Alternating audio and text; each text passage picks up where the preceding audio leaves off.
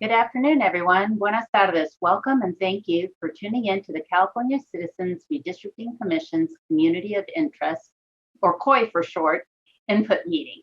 I am Patricia Sinai, and I'll be co-chairing today's meeting with Commissioner Ahmed. Today, we are offering one language line in Spanish so that Spanish speakers can listen to the meeting in their native language. Hola, Joanna or Jose, can I have you please read the Spanish language line instructions? Hi, Chair. This is the Spanish interpreter. Hola. Hola. Aquellos que deseen escuchar la reunión en español, por favor llamen al 888-566-1377 e ingresen el número de la reunión 389-1010. De nuevo, ese número es 888-566-1377 e ingresen el número de la reunión 389-1010 para los hispanohablantes que deseen escuchar esta reunión en español. Gracias. Thank you. Muchas gracias, Donna. Now we will go to Robbie for roll call. Thank you, Chair. Commissioner Taylor? Commissioner Toledo? Commissioner Turner? Commissioner Vasquez? Commissioner Yee? Here. Commissioner Ahmad? Here. Commissioner Akutagawa? Commissioner Fernandez? Anderson? And Commissioner Anderson? Here. Commissioner Foranshari? Here. Commissioner Kennedy? I am here. Commissioner Lamons?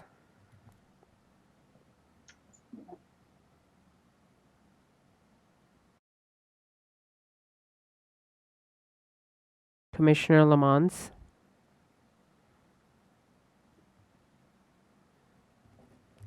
Commissioner Sadwani? And Commissioner Sinai. Here. Roll call is complete, Chair. Thank you, Robbie. Before I begin, because later tonight I may forget, I just want to say it takes a lot to ensure that we have a successful listening session. Thus, I want to thank our line drawers, interpreters, the many staff members who make sure these meetings run smoothly, my fellow commissioners. I especially want to say gracias, salamat, shukran, thanks to all the associations and individuals who have helped the community understand the importance of participating in our redistricting effort. Redistricting is truly a team effort. Thank you. Okay, so back to the script. Every 10 years after the federal government publishes updated census information, California must redraw the boundaries of its congressional, state senate, state assembly, and state board of equalization districts so that the districts correctly reflect the state's population. In 2008, California voters authorized the creation of the commission when they passed the Voters First Act. It authorized the commissions to draw the new lines for state senate, state assembly, and state board of equalization districts. In 2010, the Congressional Voters First Act added the responsibility of drawing congressional districts to the commission. The 14-member commission is made up of 5 Republicans, 5 Democrats, and 4 not affiliated with either of those two parties. The commission must draw the district lines in conformity with strict nonpartisan rules designed to create districts of relatively equal population that will provide fair representation for all Californians. The census redistricting data was released the week of August 9th. When the official redistricting database is available in late September, the commission will begin drawing maps in public using six line drawing criteria as outlined in the California Constitution. Number 4 on that list is minimizing the division of cities, counties, neighborhoods, and communities of interest to the extent possible. We can obtain the city and county information from those jurisdictions, but we need the neighborhood and communities of interest information from Californians. We have launched these communities of interest public sessions so you can help us put a face on the data. We encourage all Californians to participate in this process. If you'd rather submit your community of interest input online, you can use our tool found at drawmycacommunity.org. Again, it's drawmycacommunity.org. It is easy and fun to use. Skip the line, go online. Now, I will call on all the commissioners to introduce themselves. This group of 14 is the most diverse, smart, fun, and committed group of people I have had the honor with which to serve. Let's begin with my co-chair, Isra Ahmed. Thank you, Chair. And welcome everyone to yet another Community of Interest Input meeting. Today we are going to be focusing on the San Diego and Imperial County regions and surrounding areas. However, we are welcoming anyone from across California to share their input with us today. And I look forward to a great meeting. Thank you. Alicia Fernandez, I'll come back to you, Alicia. I'm like unpacking, but that's okay. All right. I can go. Sorry about that. I just saw you when I looked up. No, thank you. I had to drop off my son at the airport, and there was a little bit more traffic than I thought. But anyway, I'm so glad that I made it. Buenas tardes, California, y todos los que están con nosotros hoy en la Junta. Muchas gracias por participar. Soy Alicia Fernández del Condado de Yolo. Good afternoon, everyone. Let me get my thoughts together. But anyway, just happy to be here. I just learned so much every single time. Actually, I was going to make a comment about San Diego and Imperial. They're always, I have to say, they always deliver in terms of food because I'm a foodie. So when you call in, if you have other recommendations, please let me know. I'm very excited about that. And I'm from Yolo County, and I'm just happy to be here. And thank you for joining us. And Commissioner Anderson, our goal today is to keep you on your feet. So, Commissioner Anderson? Well, good job, Chair. I appreciate that. So I'm coming to you from Berkeley, California, a little up north where actually it's kind of cool today. Of course, I know sometimes you get that on right the coast on San Diego, not so much in Imperial County. But I'm really looking forward to hearing about the communities of interest in both counties or anywhere in California where people are going to be calling in. So thank you very much. Can't wait to hear it. Thank you, Commissioner Anderson. Commissioner Kennedy? Thank you, Chair. I'm Ray Kennedy. I'm joining today's meeting from my home in Morongo Valley, one of the rural Joshua Tree Gateway communities in southern San Bernardino County desert. Nice to be here and very much looking forward to hearing about communities in San Diego and Imperial counties and what makes your community special to you. Thank you. Thank you, Commissioner Kennedy. Commissioner Lamont? Good afternoon, Buenos Tardes, California. Looking forward to hearing from San Diego and Imperial County and anyone else throughout the state. This has been an amazing learning experience, hearing from all of the communities. And, some things are kind of clear to us in terms of communities of interest, but some of the unique connections have been really eye-opening to me. So I really appreciate hearing all of the feedback and input and look forward to a robust contribution this evening.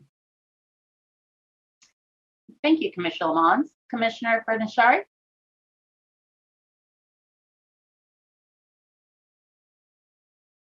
You're on mute. Yeah, you caught me off guard. I wasn't ready. Well, thank you. And welcome, California, especially San Diego and Imperial counties. To my colleague, Commissioner Fernandez, yeah, the traffic coming in from the Sacramento airport, I run into that every time. It's a bummer. I'm coming to you today from Tracy, California, in the Central Valley in San Joaquin County. Looking forward to hearing what's important to you about redistricting, and thank you for joining us. Thank you, Commissioner Fernashari. Sorry, my list is not in alphabetical order, as you can all tell. I don't know if Commissioner Sadwani has joined us yet. All right. Commissioner Taylor, have you joined us? All right.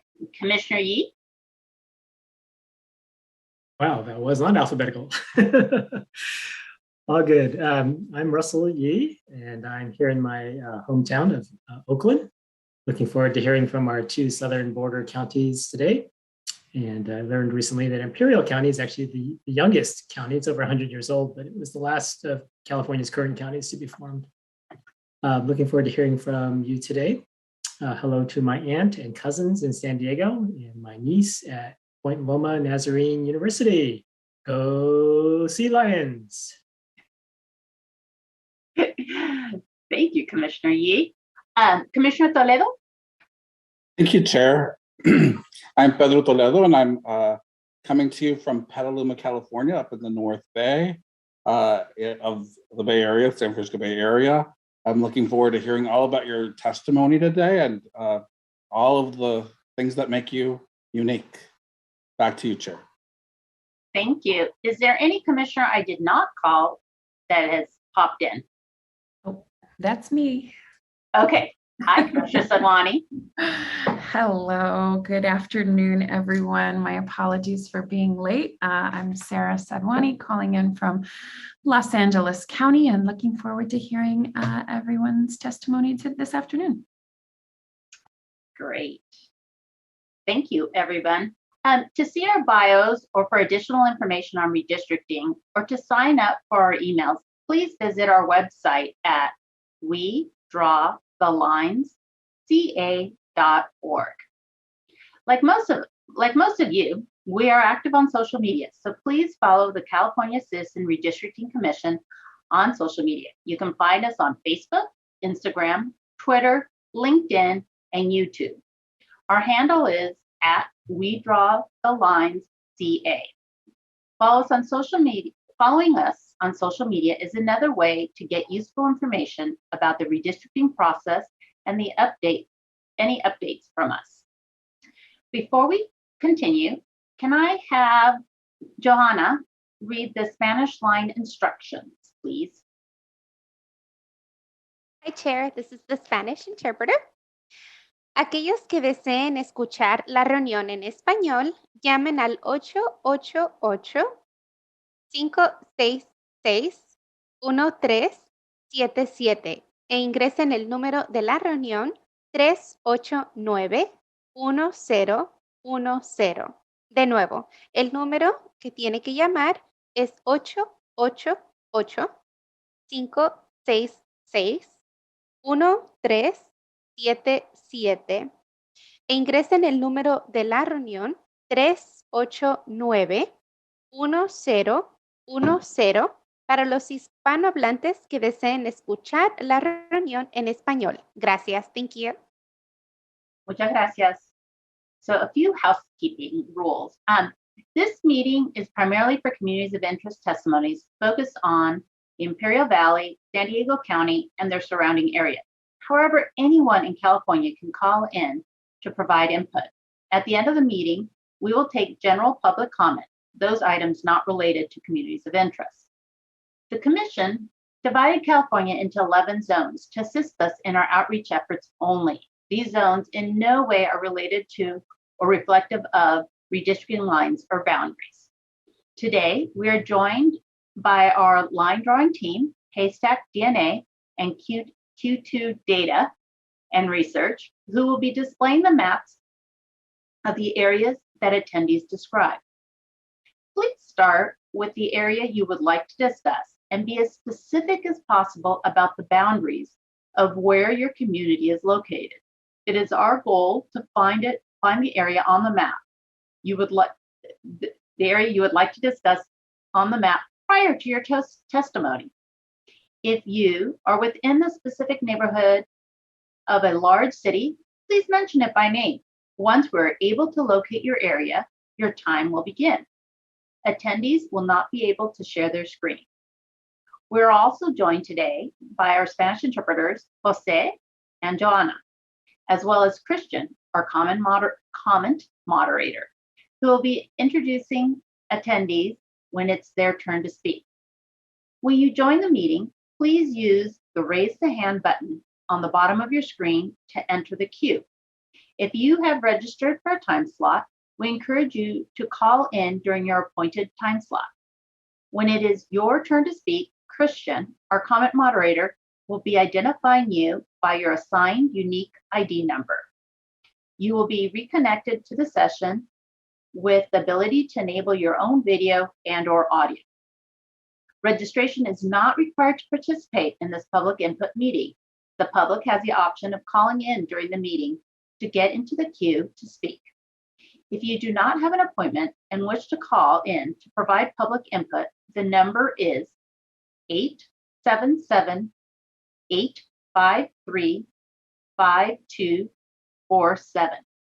Again, the number to provide public input is 877-853-5247. You will need to enter the meeting ID number 863-1935-3379. Again, the meeting ID number is 863-1935-3379. This call information and access code is also listed on the live stream. To give public input, you will need to dial this number. Today, there are Spanish interpreters available to interpret Spanish testimony at the call-in number. The comment moderator will assign you a speaker order number before you begin speaking. Please make a note of this for future reference. You will be able to use this number to identify your COI, community of interest, on our website. Our database is now up and running, but it takes a little while to get your community of interest there. The Commission will be enforcing a 3-minute time limit for English speakers and a 6-minute time limit for those with an interpreter. There will be a warning at 30 seconds and 15 seconds remaining. At the beginning of your input, you will see a map on the screen. Please remind the mapper what area you would like to see on the screen and be as specific as possible about the boundaries of where your community is located. If at the conclusion of the meeting, there is still members of the public in the queue to speak, we will continue this community of interest input meeting at a new date and time. We will attempt to schedule the remaining members of the public to speak for an allotted 3 minutes. Please monitor our website as we expect to post a continuation of this agenda if needed within 24 hours. While there are no clear rules on how to define your community of interest, here are some guidelines to help you describe your community. Begin with the county or city. Mention street names, significant locations in your neighborhood to help us identify the parameters of your community. Number 3, what are your shared interests? What brings you together? What is important to your community? Are there nearby areas you want to be in a district with? Why? Are there nearby areas you don't want to be in a district with? Why not? Has your community come together to advocate for important services, better schools, roads, health centers in your neighborhood? Also, we invite you to use the Community of Interest tool to draw a map and describe your community. You can use the tool you can find the tool by visiting drawmycacommunity.org. Again, drawmycacommunity.org. This tool is available in 16 languages. Skip the line, go online, submit your COI input today. It's easy and fun. Also, please encourage your network to do the same. As a reminder, even though we are focusing on specific counties, Californians from anywhere in the state are welcome to provide input. We'll now begin the public input session, and we'll start with people who are registered and then open the phone lines if there's time before the next session. If you are calling without an appointment, please do not hang up, as you will lose your place in line. I'll pass this over to Christian, our common moderator. Thank you so much, Chair. Welcome to the public input session. Please use the raise hand button at the bottom of your screen to enter the comment queue. When it is your turn to speak, I will identify you by your assigned unique ID number from your invite. You will be reconnected to the session with the ability to enable your own video and/or audio. You will then be assigned a speaker order number before you begin speaking. Please make a note of your speaker order number for future reference. We have a plethora of public today, so the Commission will be enforcing a 3-minute time limit for English speakers and a 6-minute time limit for those with an interpreter. There will be a warning at 30 seconds and 15 seconds remaining. The Commission's goal is to find the area on the map you'd like to discuss prior to your testimony. If you're within a specific neighborhood of a large city, please mention it by name. Once we're able to locate your area, your time will begin. Attendees will not be able to share their screen. We got you. At the end of your public input, or at the end of your time, you'll be reconnected in a listen and view only mode. At the beginning of your input, please remind the mapper what area you'd like to see on the screen. And I see those hands from our appointments. Thank you so much. First up, we will have 003. And up next will be 007. Oh, I'm sorry. That wasn't 003. First up will be 002, and then up next will be 007.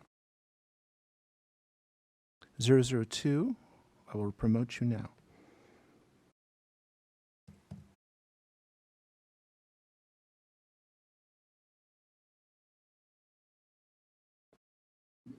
Welcome, 002. You can now enable. How are you? Hi there. Just a moment. You can now enable your audio and video as you have done. Your speaker order number will be number 1. Please make a note of that. And please remind us what you'd like to see on the screen. And the floor is yours. Thank you. Okay, I'm representing the areas of northern Valley Center, northern Escondido, Hidden Meadows, Bonsall, Fallbrook, and Palma Valley, Paula, and Rainbow. So North San Diego County.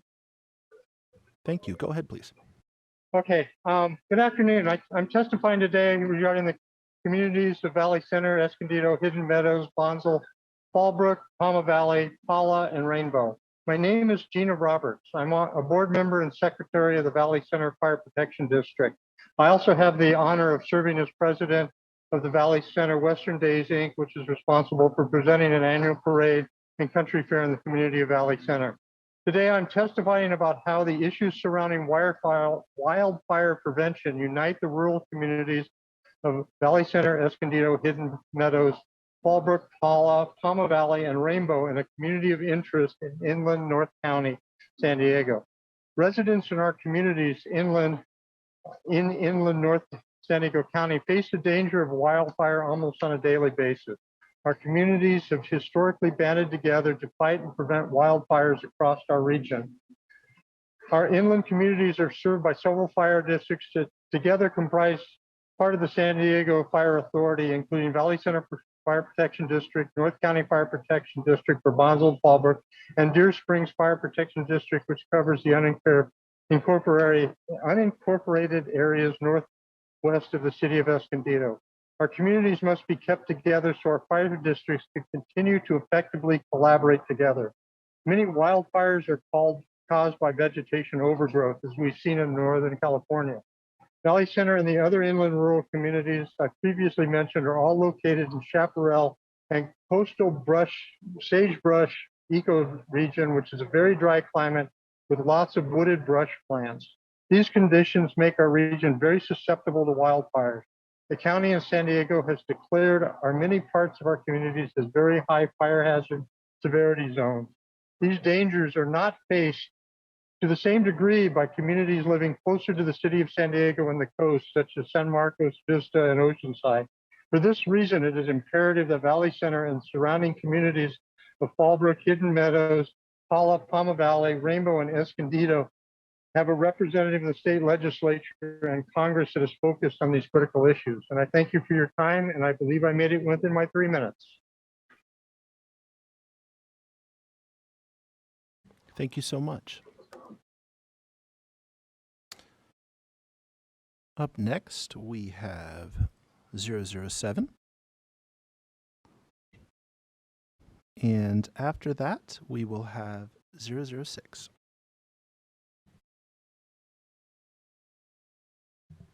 007, I'll be promoting you now.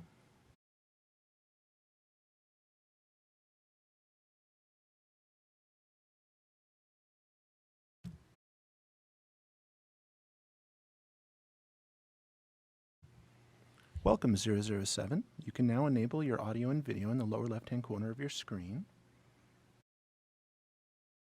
There you go. Your speaker order is number 2. Please make a note of that. Sure, number 2. Thank you very much. Good Please afternoon. remind us of where you'd like to discuss today, and the floor is yours. Yes, we're going to almost replicate the mapping that you just did. We're San Diego North Inland County. And I am the CEO of the Greater Escondido Chamber of Commerce. And I am here representing small businesses in Escondido and the surrounding communities all the way to the northern reaches of Rancho Bernardo and to the southern reaches of Temecula, including Valley Center, Paula, and the inland areas that you see that are on the map right here. Today, I'm testifying on behalf of the Chamber to request that the City of Escondido was included in the same district as the other communities along the I-15 transportation corridor, including Valley Center, Fallbrook, and Temecula. We see the 15 corridor as being the corridor of commerce, and as increasing trade goes on through NAFTA, that it is important that this area stay together as a unified group and being represented. Business and residents along the 15 freeway between Escondido and Temecula rely on this vital transportation corridor to access products and services. Similarly, many businesses in Escondido rely on a workforce that commutes down the 15 to our city from Temecula. These shared commercial and workforce needs should be represented by including these communities in the same district. Another aspect of our community of interest along the 15 freeway is the agro-tourism in our region. Between the Greater Escondido area and Temecula, our region is home to numerous wineries frequented by tourists from all over the country. Escondido is also tied to the surrounding agricultural communities of Fallbrook, Valley Center, Palma Valley, and Paula. Visitors to these agricultural communities often stay in Escondido. Escondido is the second highest sales tax generator in the county. San Diego Inland North is a vital artery and area for commerce in our community, and therefore we believe that it should remain intact and represented by one particular area that is adjacent to these areas that I just spoke about. That's pretty much exactly where we wanted to be. So I think I presented what we wanted to do. We are just champion for the fact that we believe that we should be shared together and included into this area, including Valley Center and the North Inland area of San Diego County. Are you done today? I am. Thank you so much.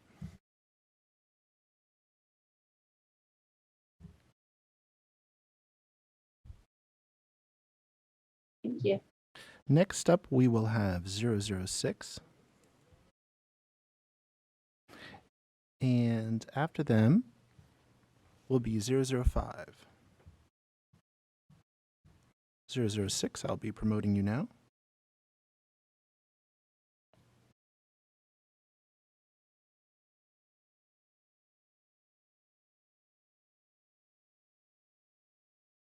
Welcome 006. Hello. Just a moment. Your speaker order number is number 3. If you make note of that for future reference. And if you'd remind the mapper what you'd like to see, the floor is yours. Okay, so I am referring to the Imperial Valley area. Specifically, I am in the Brawley area. Thank you. Go ahead, please. Okay. So I am speaking today as a citizen that has been born and raised in the Imperial Valley.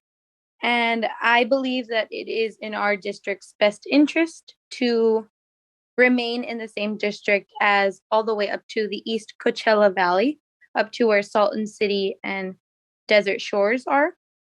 And I also would like to mention that I believe our district should extend all the way up to the Blythe area and the Palo Verde area. These communities share similar values, agricultural areas, and we have the common area of the Salton Sea. These communities are affected by the Salton Sea Growing up, I have seen how many citizens have developed asthma from the effects of the Salton Sea area. And I think it is in our best interest to include all of these Salton Sea in our district so that we can address these issues together as communities.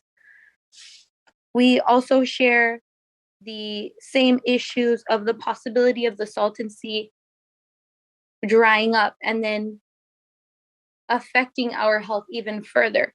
So I believe that our district should be extending up all the way to the end of the North Salton Sea. And so I hope that you will consider that and take into account that we are in the similar area. And although Indio is right up north of us, we do share most of the same issues as up to Oasis, Mecca, those areas. So thank you for your time, and I hope that you will make a decision that favors all of the neighboring cities. Thank you so much. Thank you. Can I ask a follow-up question? Yes. Great, thank you. So if I'm hearing you correctly, you want Imperial County, all of Imperial County together, going up to Blythe, which would be going into Riverside, and then going along, would it be going along the 10 to, what was it on the northeast that you were looking at? Was it Thermal, did you say? Yes, up to Thermal and Mecca, I believe. Thermal, Mecca, Oasis, okay, and all the way back down. Okay. Yes. Thank you so much. Thank you. Thank you so much.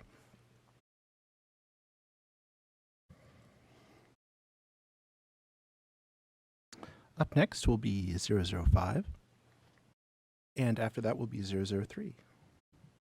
005, I will promote you now.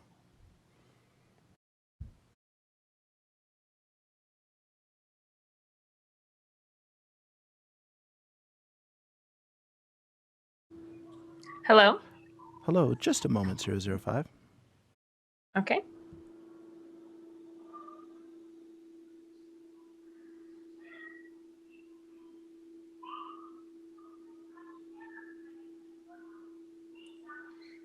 Okay, 005, you will be speaker order number 4. If you make a note of that, Okay. please. And if you'd remind the mapper what you'd like to see, the floor is yours. Okay, great. Hi, good afternoon. I am testifying today about the communities of Temecula, Rainbow, Paula, Palma Valley, Valley Center, Fallbrook, and Escondido. Thank you. Go ahead, please. Okay, my name is Joanna Ricketts. I'm a resident of Temecula, where I have lived for over 33 years. This afternoon, I'm testifying regarding the community interest comprised of Temecula and the other inland communities in North San Diego County to request that we are represented by the same districts. As some of my neighbors have testified in recent hearings, Temecula shares a special relationship with the other communities along the 15 freeway, especially nearby Fallbrook, Rainbow, Paula, and Palma Valley, where many residents rely on the services Temecula provides, not just for shopping and dining, but also for medical care and social services due to their proximity to our city.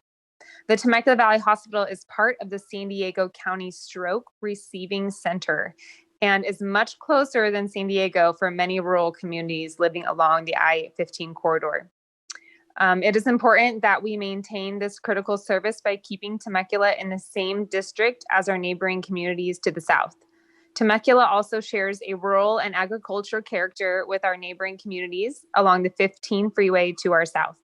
Our region is home to countless wineries between Temecula and Escondido, as well as avocado and orange groves in Escondido, Paula, Palma Valley, and Rainbow.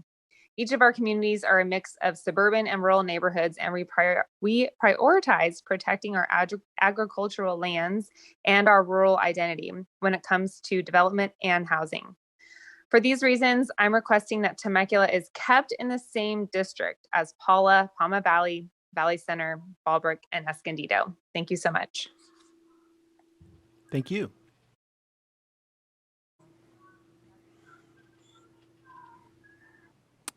And next up, we have 003.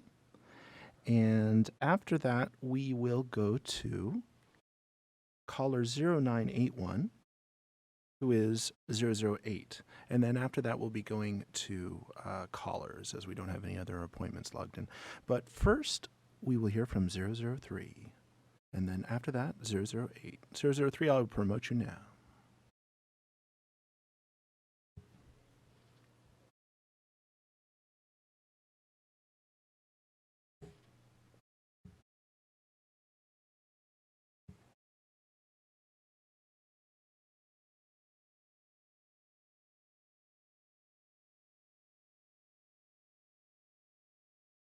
Zero 003, we had trouble promoting you, so I'm going to try using the allow to talk option.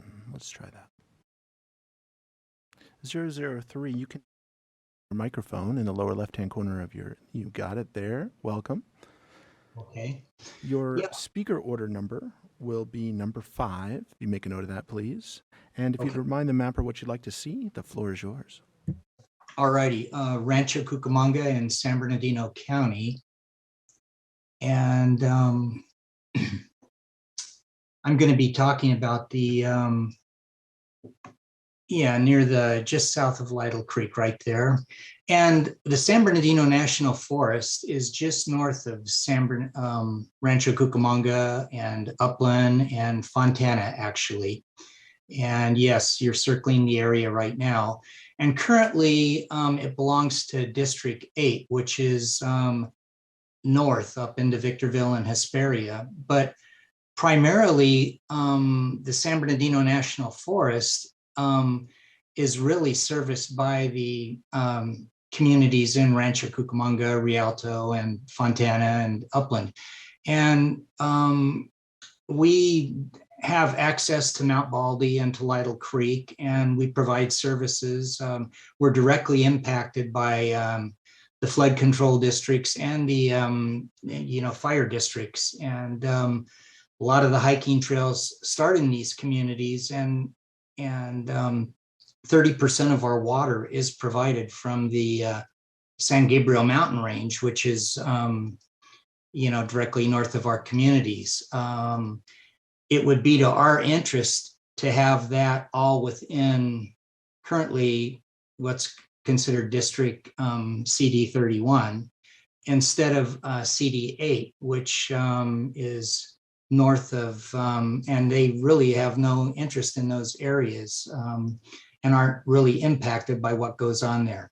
We actually provide, fire service. We have trails that run along, bridle trails, bike trails, hiking trails, and access up into the Lytle Creek area and the Mount Baldy areas all come from Upland and Fontana. We actually maintain Rancho Cucamonga does the Etowanda Preserve area, and we're dealing with the Etowanda Heights Neighborhood Development Program right at the base of the mountains.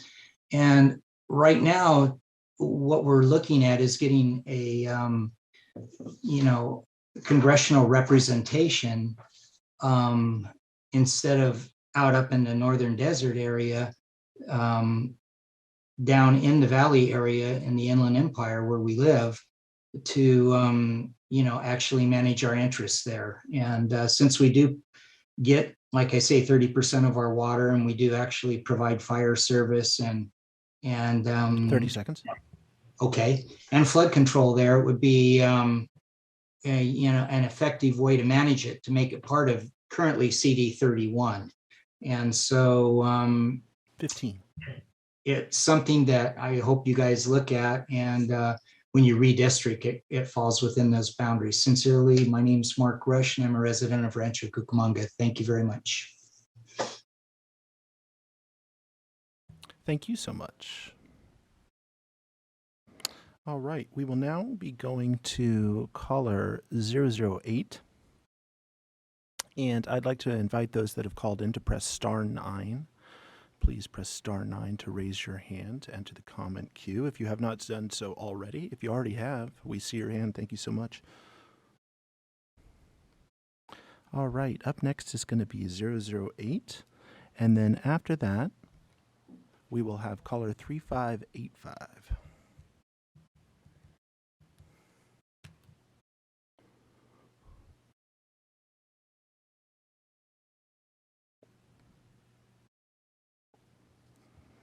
Caller 008, if you could please follow the prompts to unmute. That's caller with the last four, 0981, unique ID 008 from your email invite.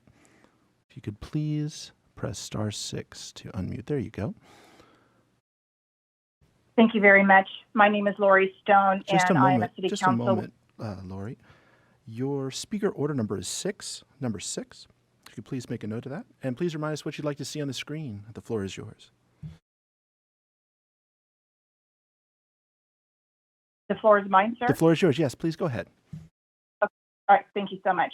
My name is Lori Stone. I'm a city councilwoman from the city of Marietta, and I'd like to address Southwest Riverside County, which encompasses Lake Elsinore, Canyon Lake, Menifee, Wildomar, Marietta, and Temecula.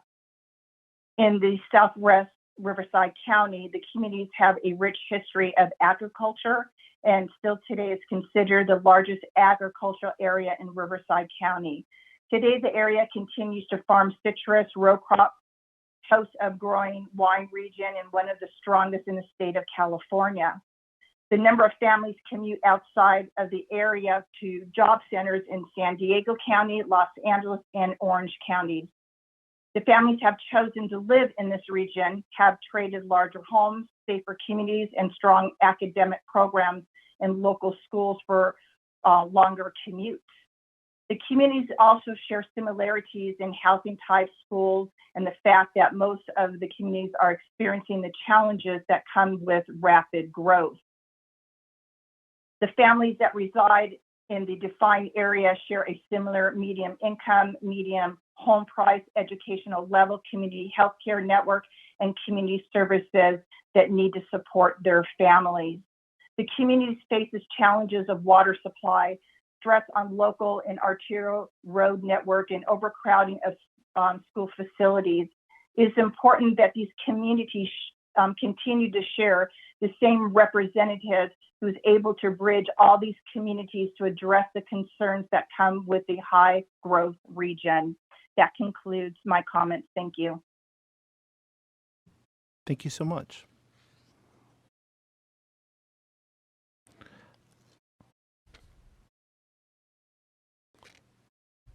Up next, we have caller 3585.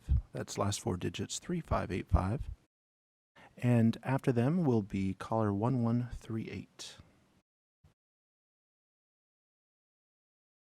Caller 3585, if you could please follow the prompts to unmute at this time.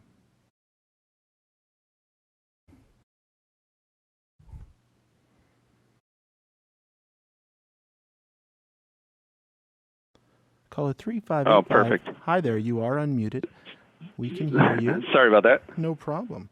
Thank you. Just a moment. I'm a resident. Just a moment. Caller Go ahead. 3585. Your speaker order number is number 7. If you could please make a note of that. And if you could remind us what you'd like to see on the screen, your time begins now. I am a resident of Fallbrook, so I would like to see Fallbrook, Bonsall, Rainbow, Valley Center, Paula, Escondido, that area, please. My name is Mark Sigmund. I'm the agent and CEO of my own agency, Mark Sigmund Insurance Agency. I'm also the leader of the San Diego affiliate of NAIFA California. The National Association of Insurance and Financial Advisors, known as NAIFA, is the largest agent-focused advocacy group working on behalf of both agents and clients. We represent approximately over 2 million Californians on advocacy issues. We don't represent insurance carriers, but work on behalf of our clients. We work for Main Street and not Wall Street. I first moved to Fallbrook in 2008 while serving in the military. Since I retired in 2015, I have been active in my community and started a business here. I'm honored to speak to you all today. My role is very similar to a legislator. We are in the business of keeping our communities safe. We protect our clients during time of loss, fire, entering into retirement through the products that we offer them. My phone rings when clients need me the most. I cannot emphasize how important it is to the caller to have someone on the line to understand their problems and address those concerns. My working relationship with legislators in my area is just as important. And especially in the unincorporated areas, we don't have mayors, city councils, or local representatives. We rely on our county and our state legislators to represent us in matters just what I mentioned before. I implore you to really consider keeping these communities together. We've come to know, respect, and trust our representatives. And one example has been the Lilac Fire back in 2017. The damage incurred was over 4,100 acres. Our community banded together, was able to have one united voice through our legislators. Imagine additional confusion and anguish those people would face if they had more than one channel to address their grievances. In these critical times, the relationships established are suited to address these issues. Imagine for a moment if any insurance matter was started in one office and then through a redistricting process, it was going to be assigned to another. Who's responsible for continuing to see this until the end, the first or the second office? There's really not a standard answer if you talk to our legislators. As I stated before, we depend on these representatives more than other areas in the state. So I implore you to keep Temecula, Bonsall, Fallbrook, Paula, Valley Center, Rainbow, and Escondido together. On the medical side, access to care applies to both health insurance and Medicare communities. You've heard before the hospital districts and the responsibility there. Thank you. Clients within these groups and networks are essential to make sure that their billing and their claims are processed in a timely manner. It is imperative that you really take this into consideration. I really appreciate your opportunity to speak today. Thank you so much. Thank you so much.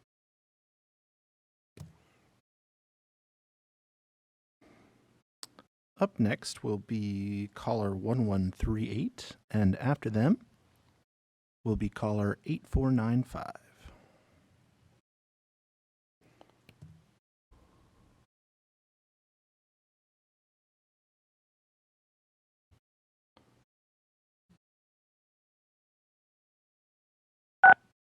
Welcome, 1138. You are unmuted. Thank you. Your speaker order number is number 8. If you could make a note of that, please. And if you could remind us what you would like to see on the map, the floor is yours. Thank you. Good afternoon. My name is Carlos Cisneros. I'm representing the Imperial County. Today I speak for all my fellow constituents who cannot be here today. I'm asking to please keep the Imperial County with the Eastern Coachella Valley. This includes everything from Imperial County border to the city of Indio. If we separate from Eastern Coachella Valley, we will not be able to clean the Salton Sea. It is in the best interest of both valleys that we stay together. The Salton Sea has become one of the most dangerous issues to ever threaten both valleys. If we were to separate and not clean the Salton Sea, the consequences would be catastrophic. The sea would dry up and release all harmful pollutants that killed the once beautiful sea. I love the valley. It is my home. I plan to stay here and start a family. I hate the thought of my valley not having clean air to breathe. I beg you, as someone who loves the community and wants to see it thrive, please keep our values together. Thank you. That is all. Caller, can I ask a follow-up question? Yes. You had said you wanted to go up into Indio, but where would the boundary to the east be for you? Well, actually, I don't believe I can answer that, but that is just keeping the Imperial County with the Eastern Coachella Valley is all I really can speak on. That's perfect. That's helpful. Thank you so much. Thank you. Thank you so much. Up next, we will have caller 8495. And after them will be caller 3401. Caller 8495, if you could please follow the prompts to unmute.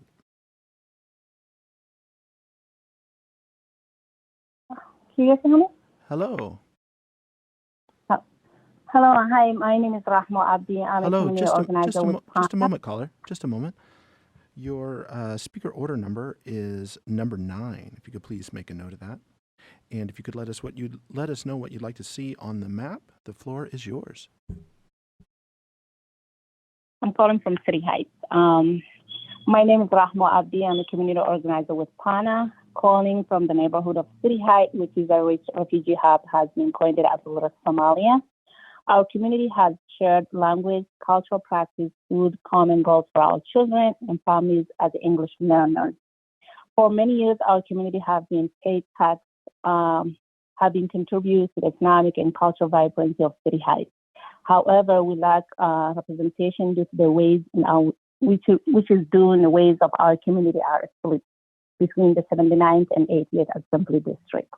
As a Black refugee, we have all been affected deeply by systemic racism and uniquely impacted by immigration and criminal justice systems.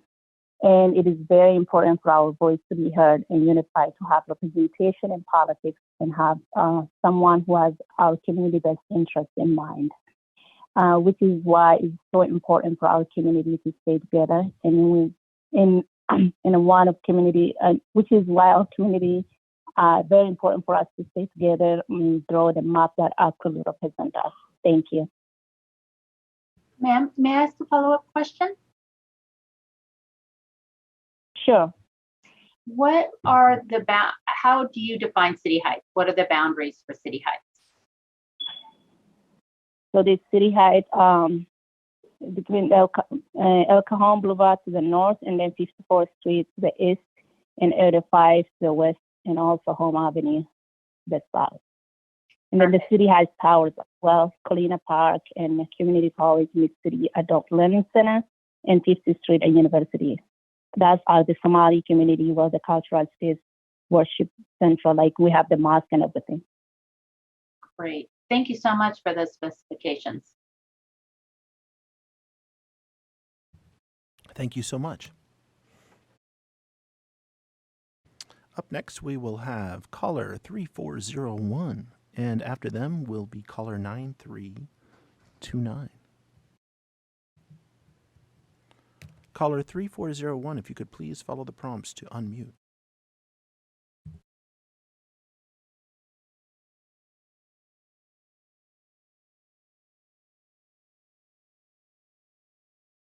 Caller Hello? 3401, you are unmuted. You are speaker order number 10. If you could please make a note of that. And if you could remind us what you'd like to see on the screen, the floor is yours. Okay. For the screen, it'd be Palma Valley. That's where I live.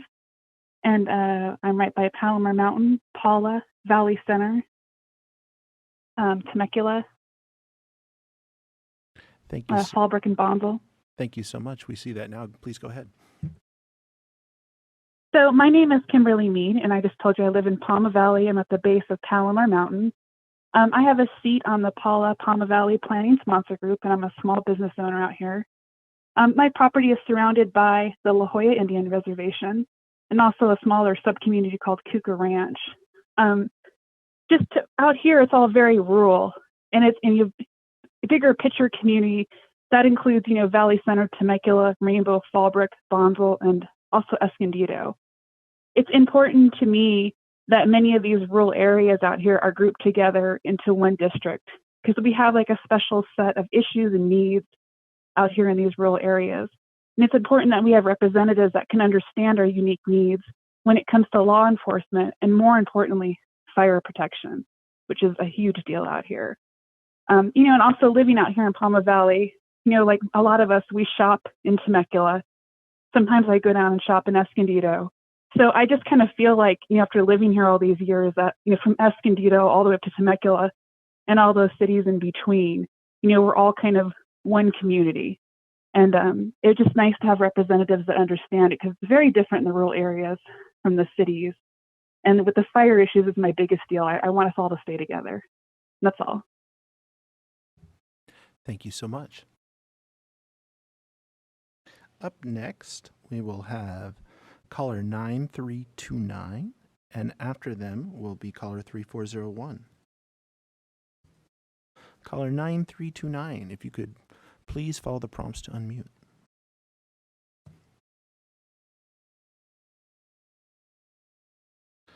You are unmuted.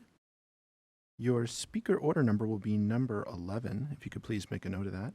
And if you could remind us what area you'd like to discuss, the floor is yours. Hello, my name is Jose Luis Arellano. I live in Imperial County. I actually grew up in Riverside County. And as a young kid, I remember going to the Salton Sea and actually swimming there, fishing there, and having picnics there. It was a great place back in the 60s and 70s.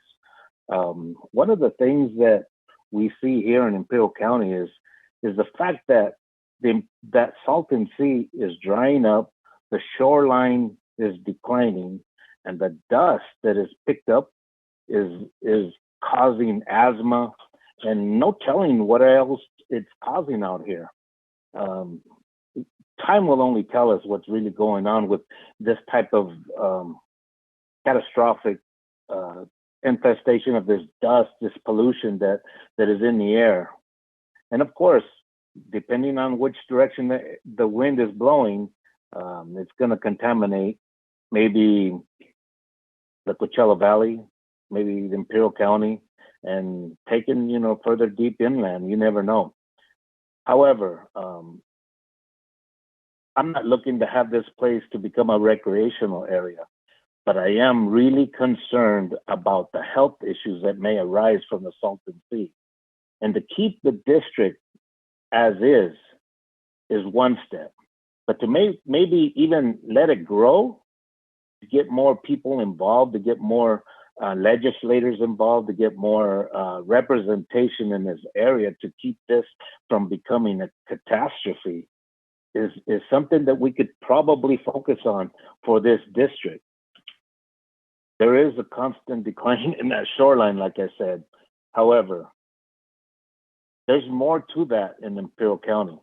There's agriculture. We have lettuce, we have carrots, we have onions, we have sugar beets, and we have dates. I mean, the list goes on and on. I worked in the fields growing up in the Coachella Valley, in Mecca, Thermal, and people even from the Imperial Valley commute to go work in the fields in that area. And people from that area come out here to Imperial County to work in the fields. So it's very productive between these two areas for agriculture. It is up to you to make a difference for the smallest and least economical counties who suffer with the lack of funds to prevent a catastrophic situation from all that dust in 30 the Salton seconds. Sea. Please be a solution. California needs a fair committee with balance and a righteous approach to fix areas that would not get fixed without the funding and/or honest 15 administrators of monetary funds that come through grants and any other resources. Where water flows, food grows. Thank you. That's I'll stop right there and thank Time. you. I hope that Thank you everything so goes good. much. Thank you. Caller, can I ask a follow-up question? Yes. You had mentioned Imperial Valley and Coachella Valley, and then you said it would be good to expand it. Did you have any thoughts on where to expand it? Well, a lot of the smaller communities that's close would be, of course, Palo Verde, Blythe, Ripley, the Desert Center area. You still have the parts of the Joshua Tree area, Coachella, Thermal, Mecca, Indio. Those areas are mainly connected to a more thriving part of Riverside County. It's a more highly, it has a greater population, and Imperial County is people live here because of a seasonal agriculture, and then go to Central Valley. So the numbers change and fluctuate on a regular basis. So sometimes the census doesn't really make sense because of that. Well, thank you so much for that clarification and for your input today. Thank you. Thank you so much. Up next, we have caller 5501. And after that, there is nobody in the queue. So if you're out there listening and you're thinking of calling, that phone number is on the live stream feed, and we will be reading some call-in instructions as well. But if you call now, you could be first in line. Up next, we've got caller 5501. If you could please follow the prompts to unmute.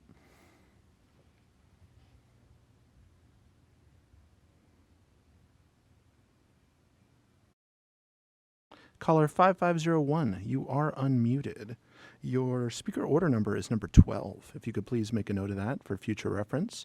And if you could remind us Perfect, what thank area you. you'd like to discuss, the floor is yours. Yeah, so I'm calling from the area of Encinitas. My name is Paula. I'm a veteran. I'm a longtime resident of the city of Encinitas, more specifically the community of Lucadia. Not only have I served on the board of directors for our local Main Street Association, but I'm also an owner of a very popular restaurant that's in downtown Encinitas. As you guys are all aware, Encinitas is made up of 5 separate boroughs. You've got Lucadia, Alevinheim, Old Encinitas, New Encinitas, and Cardiff. 3 of those are coastal, 2 of those are inland, and each one has their own culture and their own needs. It's the culture that makes Encinitas so wonderful, but it's the needs that create a little bit of a divide. And I think that that largest divide is between coastal Encinitas as well as, and then with inland Encinitas, and it's kind of split down with the 5 freeway. I think that, you know, if we're restructuring, I think it would be beneficial to kind of create 2 different communities of interest there. Coastal Encinitas, it should be grouped with, you know, Del Mar, Solana Beach, some of those other coastal beach cities, whereas inland Encinitas would be more appropriately grouped with Carlsbad or Oceanside, some of those inland areas. The coastal cities, obviously Del Mar, Solana Beach, Cardiff, Encinitas, and Lucadia, we share the beach lifestyle. You know, you've got surfers that go between all 3, looking for waves, and you've got the beach commerce and the tourism that sort of has sprung up in the areas, and it's just been kind of naturally created by that coast. Because of that, the coastal infrastructure, beach parking, bike paths, sand replenishment, all of those things are something that they obviously are coordinated on. I can speak to these because of my past history serving on that board of directors for the downtown Old Encinitas Main Street Association. There's issues like sea level rise, pollution, coastal erosion, tourism. Those are some of the highest importance to the community that I'm speaking about. They must have representation that understands that and supports those, you know, those unique needs. As a business owner, obviously along the coast, we've seen firsthand kind of that friction between the coastal Encinitas and inland Encinitas. The attitude of people east of the freeway towards the coastal, you know, is sometimes and oftentimes agnostic towards like our success and our ability to operate. In Encinitas, that's inland, tends to, you know, kind of stifle the opportunities that the restaurants and bars along the coast are trying to operate successfully. But the residents, more importantly, of Encinitas, they've made efforts to remove or block the businesses along the coast for, you know, reasons that have kind of driven off the investments along the coast. The differences between inland Encinitas and coastal Encinitas have huge, massive odds with density and housing development, with restaurants, business permitting, traffic mitigation. Coastal Encinitas features more young people, renters, outgoing life, and it's inconsistent with that single family culture of inland Encinitas, much more similar to Carlsbad or Breathy Ranch.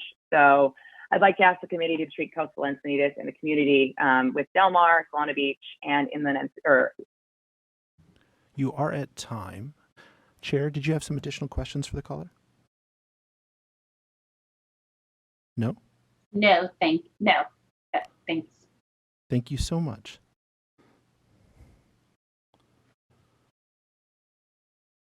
All right. To those who have just called in, if you have not given a comment during this session, if you could please press *9 to enter the comment queue. As for those who have not given comment during this session, please press *9. There will be time at the end of the day for general public comment, but right now we are taking community of interest input. Up next, we've got caller 9723. And after them will be caller 4444.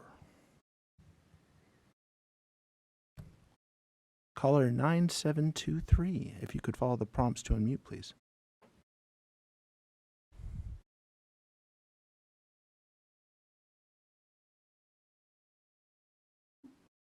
Caller 9723, you are unmuted. Thank you so much. Your speaker order number will be number 13. If you could please make a note of that. And if you could let us what area you'd like to discuss, the floor is yours. Escondido. Thank you. Go ahead, please. Hi, good afternoon. My name is Consuelo Martinez. I'm a longtime resident of Escondido, and this is my first meeting that I've been able to participate. As far as my community's interest, I really see alignment with the North County cities of with Escondido, San Marcos, Vista, as like the inland North County region along the 78 corridor. I would even identify Valley Center as being part of our community, being that a lot of folks who live in Valley Center, although rural, they do their shopping in Escondido. So I very much consider Valley Center part of my community. And I would like to see the cities that I mentioned, Valley Center, Escondido, San Marcos, and Vista, part of the same district when redistricting is done. And that is all I have. Thank you. Thank you so much. Thank you. Up next, we have caller 4444, and after them will be caller 9952. Caller 4444, if you could please follow the prompts to unmute.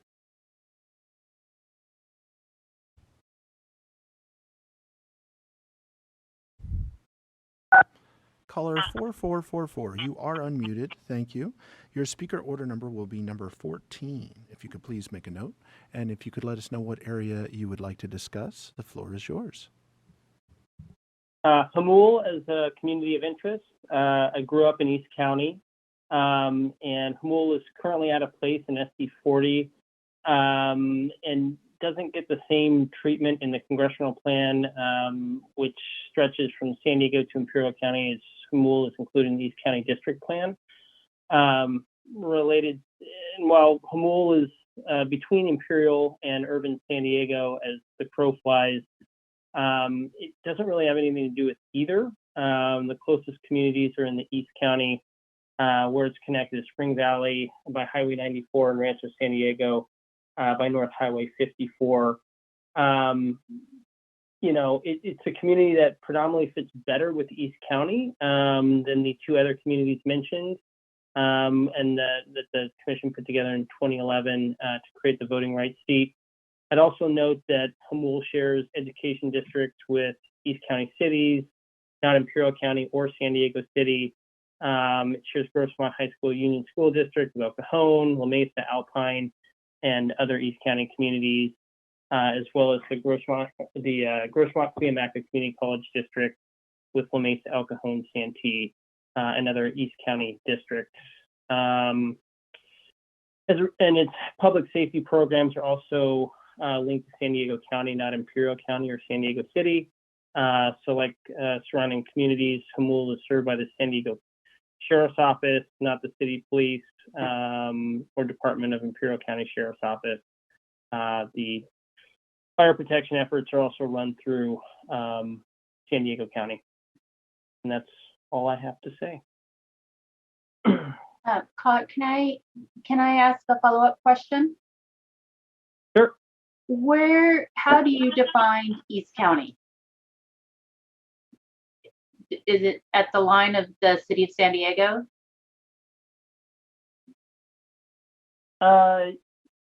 Yeah, I guess I'd have to take a look at a map. I'm probably around that area. So like La Mesa, El Cajon, Rancho San Diego area. Okay, and would you include Santee, Spring Valley, La Presa? Spring Valley, Santee. Potentially Santee. I'm not sure about Spring Valley. Okay. So not Lemon Grove and La Mesa? Lemon Grove and La Mesa, yeah. Okay. So Spring Valley is actually closer to Humboldt. So All right, and then would you include everything to the east all the way to Imperial Valley? So Crest, Harbison Ranch, and Alpine? Yes. Okay, perfect. Thank you so much. Thank you. Thank you so much. Up next, we've got caller 9952, and after them will be caller 7821. Caller 9952, if you could please follow the prompts to unmute.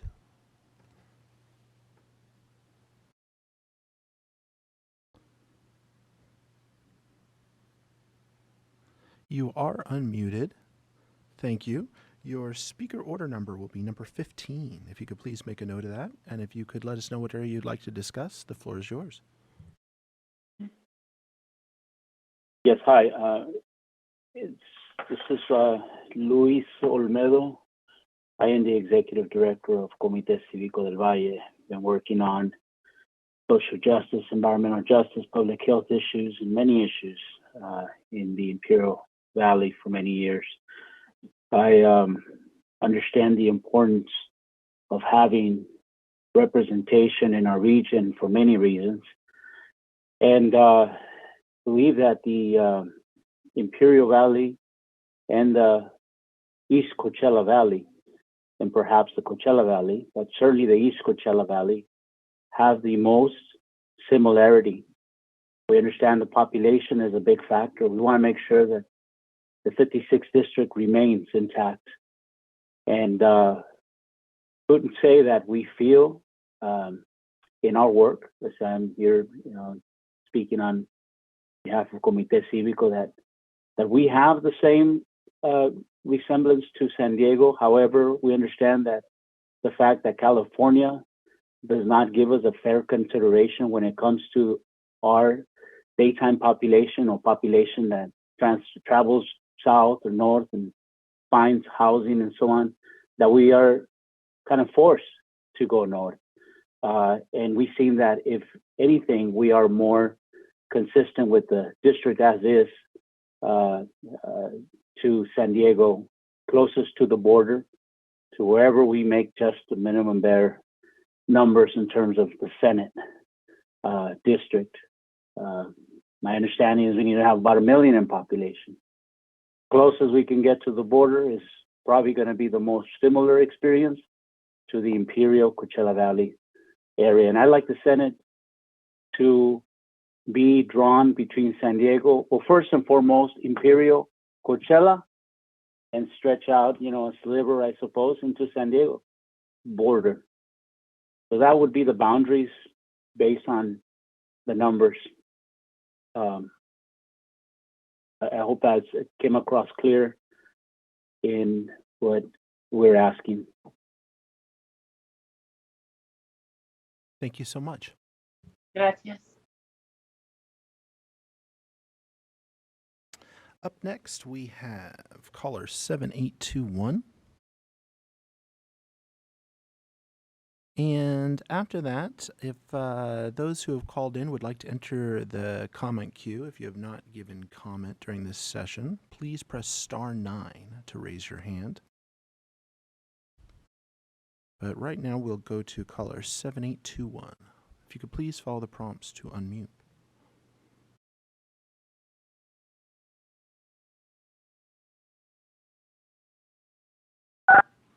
Hello, you are unmuted. Your speaker order number is 16. If you could please make a note of that. And if you could please let us know what area you'd like to discuss, the floor is yours. Hello, commissioners. My name is Sean Ellis. I live in Vista, and I am an organizer with the United Association of Plumbers and Pipe Fitters, Local 230 in San Diego and Imperial County. I represent about 1,700 members throughout every region of San Diego and Imperial County. And I wanted to highlight today for you the need to keep inland cities of North County together. Specifically, I am talking about Vista, Escondido, and San Marcos. This is my community, and I wanted to share why it is different from the coastal cities in North County. I have kids in Catholic school that attend Catholic school in Carlsbad, so I can kind of tell you some of the differences between our cities and coastal cities. I want to make all cities in the county as great as they can be. Absolutely, right? We're all San Diegans living in the same general region, right? But I need to tell you what some of the differences between the inland and the coast, just in terms of programs available for kids. In Vista and Escondido, there's a lot of programs focused on keeping kids away from street gangs, keeping them out of trouble, and really helping them get through schooling and trying to get them a good job. In coastal communities, the programs are drastically different based on the demographics. You have surf camp. You know, when my kids are growing up now, they want to be entrepreneurs. And in our Catholic school and in a lot of programs at the adjacent park, they have programs to teach these kids how to be entrepreneurs. They want to be a politician. They got a program for them as well. A lot of programs that we just simply lack in Vista, San Marcos, and Escondido, where the majority of the market is going to be rural and farmland, where those programs are going to represent farmland, stuff like that. Most of the people in San Marcos, Vista, and Escondido are working families. People have blue-collar jobs like construction.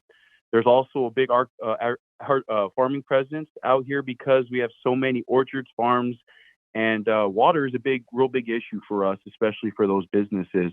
Our demographics are different as well. We have a lot of Latino, Mexicano, and Hispanic Americans in our cities that are truly living paycheck to paycheck. While in cities like Carlsbad, Encinitas, a lot of these coastal cities, people are business owners. They are making more likely to come from generational wealth and have white-collar jobs, and they go and attend college. And their incomes actually reflect that. The median income in Vista right now for an individual is $30,188, which is much less than the median income of Carlsbad, for example, which a household income in Carlsbad will be $110,000 or $110,478 household. So that difference right there is staggering when it comes to demographics and the people that live in cities. Like I said, both communities are wonderful in their own way, but inland communities have different needs. We just don't want to be steamrolled by coastal communities when it comes to voting, when it comes to the needs of our people and our cities. So we keep Vista, Escondido, and San Marcos together. Thank you, commissioners, for your time, and I appreciate this opportunity to speak to you. Thank you. Thank you so much. And up next, we have caller 5842. And after that, anybody who has just called in, please press *9 to enter the comment queue if you'd like to give a comment today. Well, right now we'll go to caller 5842. If you could please follow the prompts to unmute.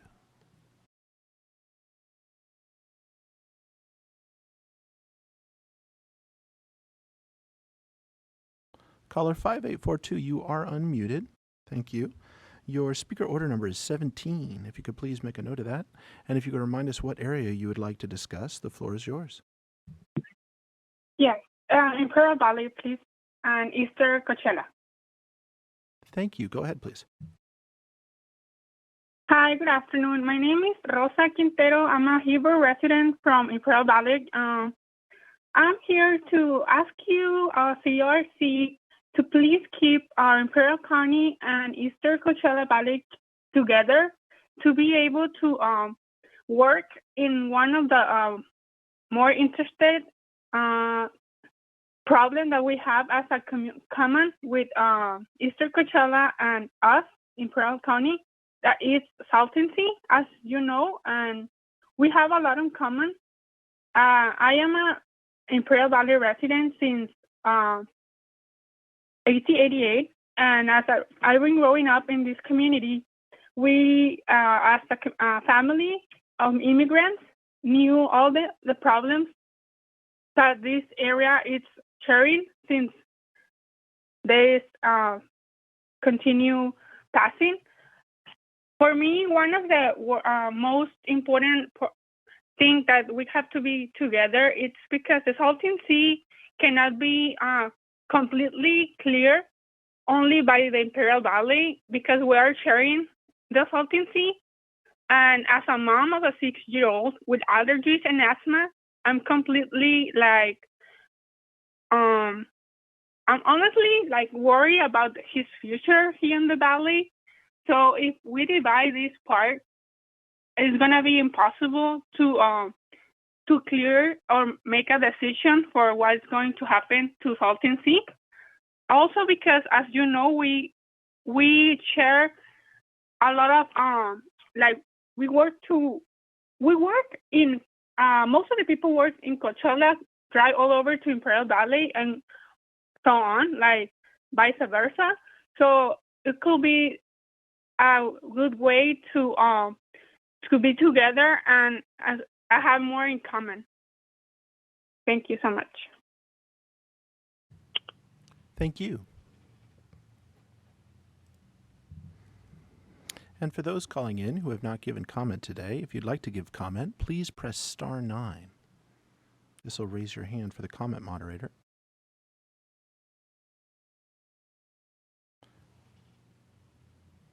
This is for caller 7037. I see your hand. Thank you so much. You will be up next.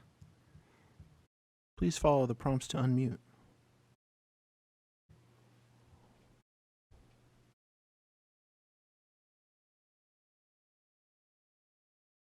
Caller 7037, you are unmuted.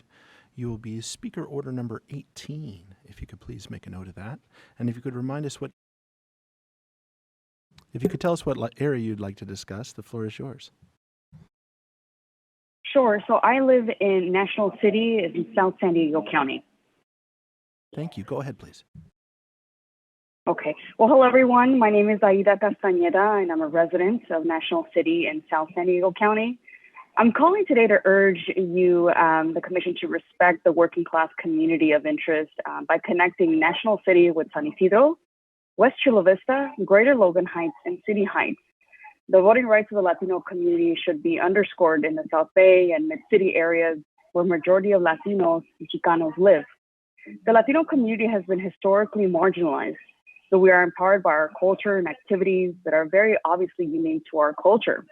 I'll share a very clear example of this in what I want to describe as cruising, our lowriders up and down different streets. This past year, I've been working with the United Lowrider Coalition to repeal a racist anti-cruising ordinance in National City that unfairly targets mostly brown and Black youth who coast, meander, drive their cars along our neighborhood streets as an expression of cultural pride or just plain fun. The city's anti-cruising ordinance is 30 years old, when it was very rare that our city leaders looked like the people who got arrested under this ordinance. The anti-cruising ordinance is unfair and has served a pretext for the police to pull over members of our community. We're hoping to fully repeal the law this year. If you're not sure why this is an issue worth fighting for, ask yourself where you got your definition of cruising. Were you spoon-fed a meaning of cruising that is best depicted as a cruel stereotype from a movie or yellow journalism? I, for one, got it from grandparents, parents, and youth of today who invest time, money, and enthusiasm in their art pieces on wheels, the desire to showcase a very important part of culture. Cruising is a celebrated pastime in a lot of our neighborhoods, whether it's City Heights, West Chula Vista, Logan Heights, or around Chicano Park in Barrio Logan. This is just one example of why we need the right representation in elected office. Our Latino community of interest need to be empowered to ensure that Latinos can not only influence and voice their needs and concerns, but that this be done equitably to repair generations of bias and neglect that have harmed our communities. Please respect our community by connecting our communities along the I-5 and 805 freeway together in the redistricting process. Thank you so much for your time. I appreciate it. Thank you. Thank you so much. And with that, Chair, we do not have any new hands in the queue. We are up against a break, but if you'd like, I can read the call-in instructions. I was just going to ask if you could read the call-in instructions right before our break and just so that people can get ready. Thanks. You got it. In order to maximize transparency and public participation in our process, the commissioners will be taking public comment by phone. To call in, dial the telephone number provided on the live stream feed. It is 877-853-5247. When prompted, enter the meeting ID number provided on the live stream feed. It is 863-1935-3379 for today's meeting. When prompted to enter the meeting ID number, or when prompted to enter a participant ID, simply press the pound key. Once you've dialed in, you'll be placed in a queue. To indicate you wish to comment, please press star 9. This will raise your hand for the moderator. When it's your turn to speak, you'll hear a message that says the host would like you to talk. Press star 6 to speak. If you would like to give your name, please state and spell it for the record. You are not required to provide your name to give public comment. Please make sure to mute your computer or live stream audio to prevent any feedback or distortion during your call. Once you're waiting in the queue, be alert for when it is your turn to speak, and again, please turn down the live stream volume. And we do not have any callers at this time, Chair. Great. Jonna, can you also give the instructions for the Spanish listening line? And the Chair. Thank you. Yes. Would you like me to give the full call-in instructions, how to listen and how to provide public input? Yeah, that would be great. Thank you. Sounds good. You're welcome. Aquellos que deseen escuchar la reunión en español, por favor llamen al 888-566-1377 e ingresen el número de la reunión 389-1010. De nuevo, ese número es 888-566-1377 e ingresen el número de la reunión 389-1010 para los hispanohablantes que deseen escuchar esta reunión en español. Si usted desea dar un comentario, el número que debe llamar es 877-853-5247. De nuevo, el número para poder dar un comentario público es el 877-853-5247. Usted va a necesitar ingresar el número 863-1935-3379. Tendrá que llamar a este número para poder dar su comentario público. Si usted necesita un intérprete para su comentario, habrá uno disponible en este número. Si llama para dar su comentario, por favor no cuelgue o perderá su lugar en la fila. Gracias. Thank you. Muchas gracias, Joanna. With that, we do need to go to our required break. It'll be a 15-minute break. When we return from break, Commissioner Ahmed will be chairing. She will begin with individuals who have an appointment. If we have time, we will then open the phone lines. See you soon. Welcome back to the California Citizens Redistricting Commission Community of Interest Input meeting. We also encourage you to visit the Communities of Interest tool to draw a map and describe your community. You can do so by visiting drawmycacommunity.org. For anyone who has joined us recently, we are offering language lines for Spanish language speakers to listen to the meeting in their native language, and a separate line for those who wish to provide public comment or public input. Could I please have the Spanish interpreter please read the site translation of full call-in instructions? Hi, Chair, this is the Spanish interpreter. Aquellos que deseen escuchar la reunión en español, por favor llamen al 888-566-1377 e ingresen el número de la reunión 389-1010.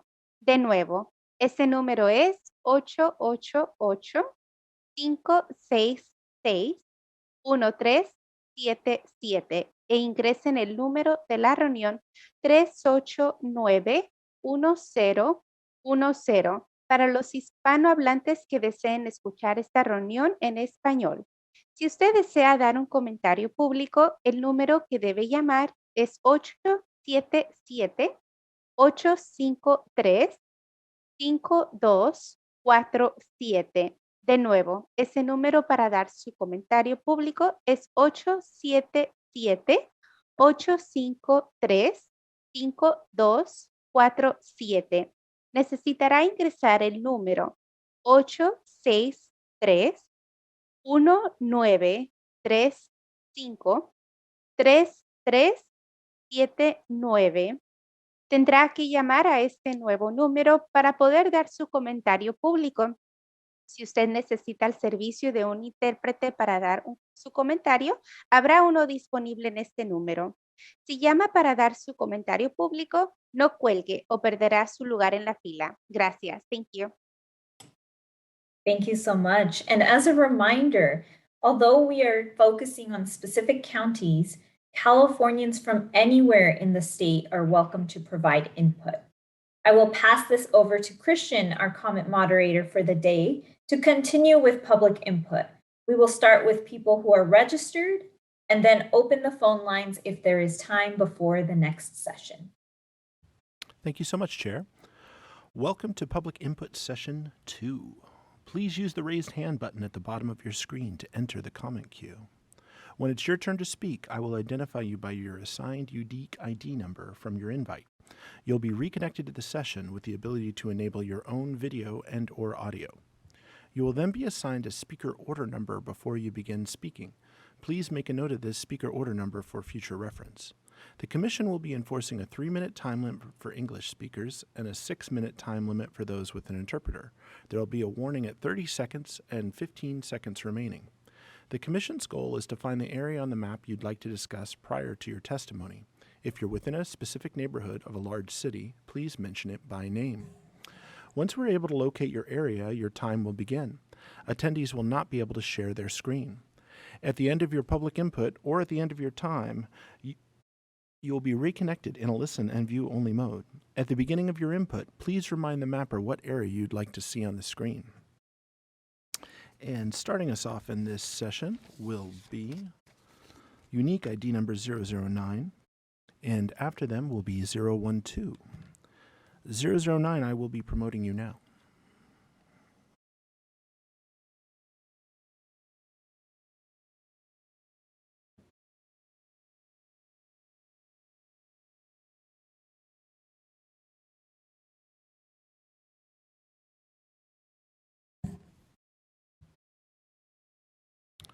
You can now enable your audio and video in the lower left-hand corner of your screen. Your speaker order number is 19, if you could please make a note of that. And if you could let us know the area you'd like to discuss, the floor is yours. I'll be discussing the area of San Diego, specifically City Heights, Southeast, and some of the communities to the east. Thank you. Go ahead. Awesome. Well, thank you very much, Commissioners. Good evening. My name is Kevin Cosney. I'm a lifetime resident of California and a representative of the California Black Census and Redistricting Hub.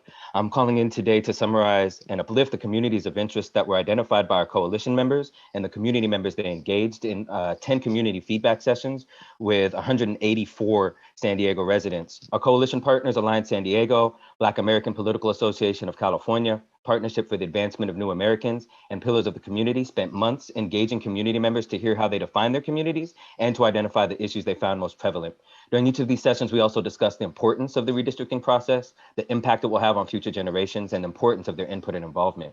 The Black community of San Diego includes Black Americans, Africans, and Afro-Caribbeans, and celebrates a wide array of languages, faiths, and backgrounds, making its neighborhood some of the most diverse in the state.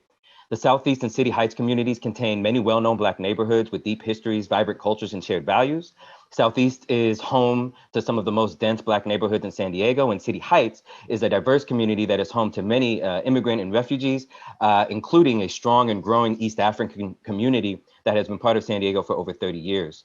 To the east, communities like Lemon Grove, Spring Valley, La Mesa, and El Cajon are home to newly emerging and growing Black communities, including newly arriving Black and Middle Eastern immigrants and refugees, as well as others who have been pushed out of City Heights and Southeast in search for more affordable housing. Across all of these communities, we heard concerns about housing, healthcare, education, access to community programs, and the impacts of criminalization and over-surveillance by police and immigration authorities alike. We also heard a resounding pride in the culture and resilience and vision for a better future that these communities share. What also stood out in our process were the concerns consistently raised about how these communities have been historically shut out of the political process and have seen their political voices diminished as their communities are split up and districted with other communities along the coast or to the northern or eastern ends of the county that do not share similar interests, needs, concerns, or values. It's imperative that these communities who are the most vulnerable and most impacted by political decisions are protected, kept whole, and districted together or with other similar communities. This would enable communities here to end racist development practices and fight for more affordable housing, rent control, and tenants protections. This would enable growing immigrant and refugee communities to ensure they're supported, welcomed, and able to address issues like language access to housing, jobs, and resources. The opportunity to create communities that thrive, celebrate their diversity, and invest in health rather than surveillance and punishment all rests on the ability to create strong, clear political voice at the state and federal level. Without appropriate lines that protect and keep together these key neighborhoods, issues that are important to our communities will continue to be neglected. However, we can create a new cycle of equitable, responsive representation together by taking heed to the invaluable input provided by our community members in San Diego. Again, thank you for your time and consideration and commitment to a transparent, equitable redistricting process. Thank you. Caller, can I ask a clarifying question? Absolutely. Would you please help me understand what does southeast mean? How would you define southeast by any roads or boundaries that you can think of? You know, there's a bunch of them, and I want to kind of be respectful of folks' time. What I will say is that we've submitted a bunch of COI maps through the tool, and we'll submit a summary. But I think the easiest way to identify it is essentially like City Council District 4 is probably like the easiest way to identify it. There are some parts of Southeast that overlap into 9 and overlap into City Council District 1. But I think shorthand, District 4 is probably the easiest way to identify Southeast, and District 9 is probably the easiest way to identify City Heights. Again, we can provide more detailed shapefiles for you. Great, thank you so much. That was extremely helpful. Thank you so much. Thank you. Up next, we will have 012, and after them will be 018. 012, I will promote you now.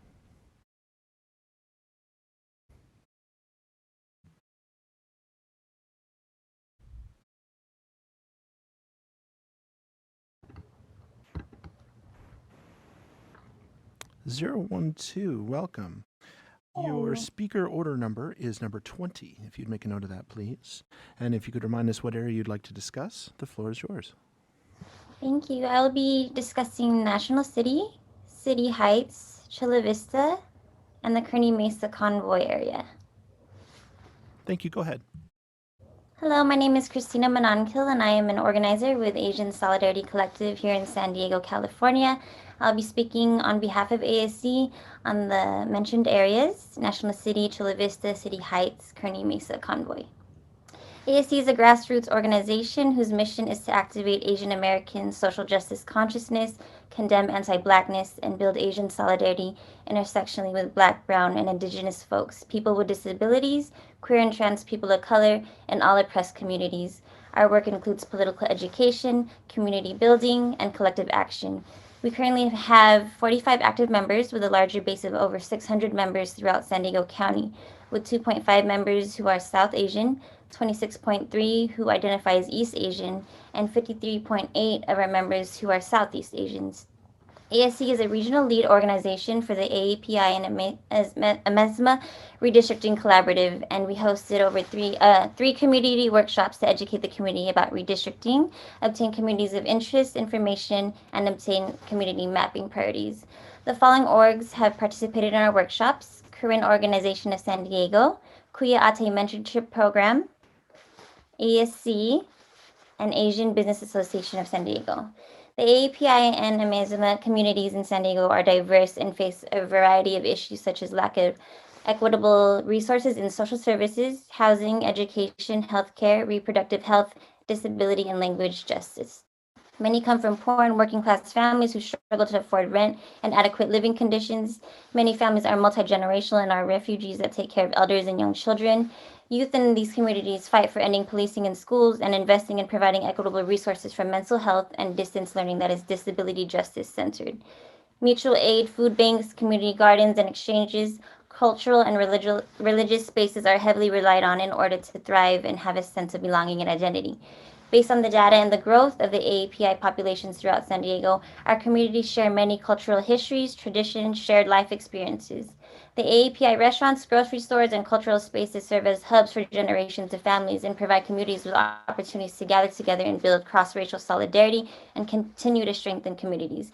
We ask that the Commission please keep Convoy whole with surrounding areas, that City Heights be kept whole and paired with southeastern San Diego, and that Chula Vista be kept whole with most of the national city.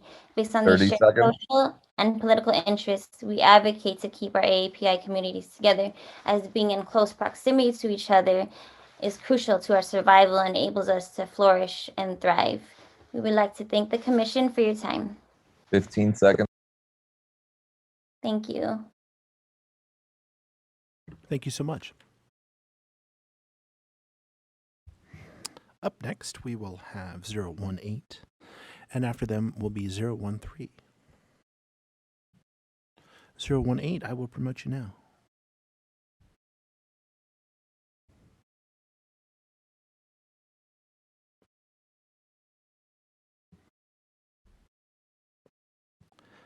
Zero 18, we had some trouble with that. We're going to do audio only in just a moment.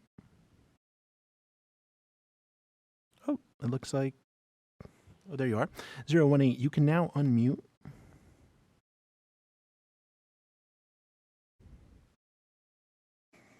And if your speaker order number is number 21. And if you remind the mapper what you'd like to see on the screen, the floor is yours.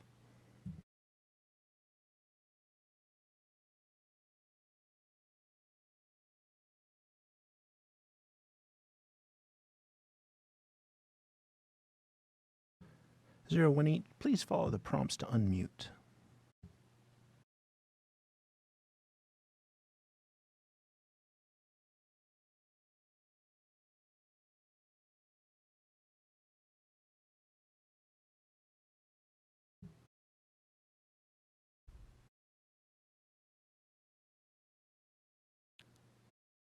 Again, unique ID number 018.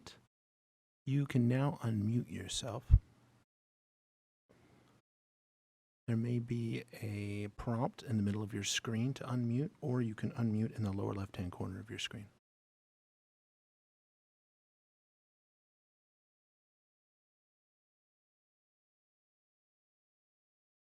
Could I have a Spanish interpreter, please? Good afternoon, this is Jose. Jose, could you please ask unique ID 018 to unmute? Llamada 018, sería tan amable de abrir su micrófono, por favor. Puede encontrar el icono del micrófono en la parte baja a la izquierda de su pantalla. Pulsa usted en ese micrófono y se abre y se activa su micrófono para que pueda hablar. Gracias, Jose. My pleasure. All right, we are going to come back to 018. At this time, we're going to go to 013, and after that, we will go to 011.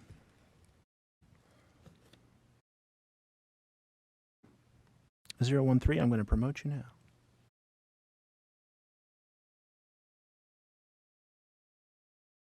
Zero 13, you can now enable your audio. You can now enable your audio and video, and if you'd remind the mapper what area you'd like to discuss. Oh, I'm sorry. Before I do that, your speaker order number is order number 22, speaker 22. And if you'd let the mapper know what area you'd like to discuss, the floor is yours. Hi, I'll be speaking about San Diego, and I'll be specifically talking about the Kearny Mesa area and the Convoy district that's between the 805, 163, and sort of the 52. Thank you. Go ahead, please. Hello, everyone. My name is Lauren Garces, and I serve as the Marketing Outreach and Events Director for the Asian Business Association San Diego and as a Special Events Director for the Convoy District Partnership Nonprofit. I'm also speaking today as part of the AAPI and AMESBA Redistricting Collaborative. The Asian Business Association represents the interests of over 30,000 Asian and Pacific Islander businesses in the San Diego region, and the Convoy District Partnership Nonprofit is dedicated to supporting the economic growth and development of the Convoy District region located in the Kearny Mesa, San Diego. I've lived in San Diego for over a decade and previously lived 5 minutes away from the Convoy District. And although I moved to the Rancho Penasquitos area, I still actively work and visit the Convoy Kearny Mesa region multiple times each week.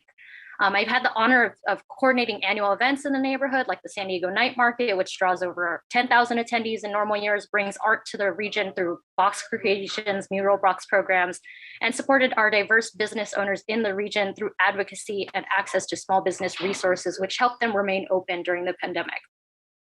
In 2020, we were proud to reclaim the area with the city of San Diego as the Convoy Pan-Asian Cultural and Business Innovation District, which speaks to the many businesses and services that all generations, both locals and visitors, and diverse backgrounds come from all over to enjoy. The area serves a large portion of small businesses, with many being minority-owned small businesses. A portion have limited English proficiency, and our nonprofit has been supporting them with translating capital assistance resources. Affordability of renting and owning properties is always on the mind of these businesses. And in addition, the neighborhood also houses multicultural community centers like the Taiwanese Center, and also Pan-Asian religious groups host their service in various venues in the neighborhood. The region is largely identified as the triangle in the intersections of the freeways 805, 163, and 52. Located in the Kearny Mesa area, this area is going to be slowly transforming from a mixed industrial use to residential in the near future, as we're seeing with the Kearny Mesa plan update. And we would love the surrounding proximity around this triangle to be able to grow with the region. Some neighborhoods that should be grouped with the region that we believe are Claremont Mesa, Linda Vista, and Mira Mesa. Many of these boundaries are not one through street, but a combination, and I can submit written comment and a map for suggested reference for this. We would really like to please keep the Convoy District and Kearny Mesa kept together as a whole with these surrounding and shared interest areas. Thank you. Thank you so much. Next up, we will have 011, and after that, we will have 019. 011, I will promote you now.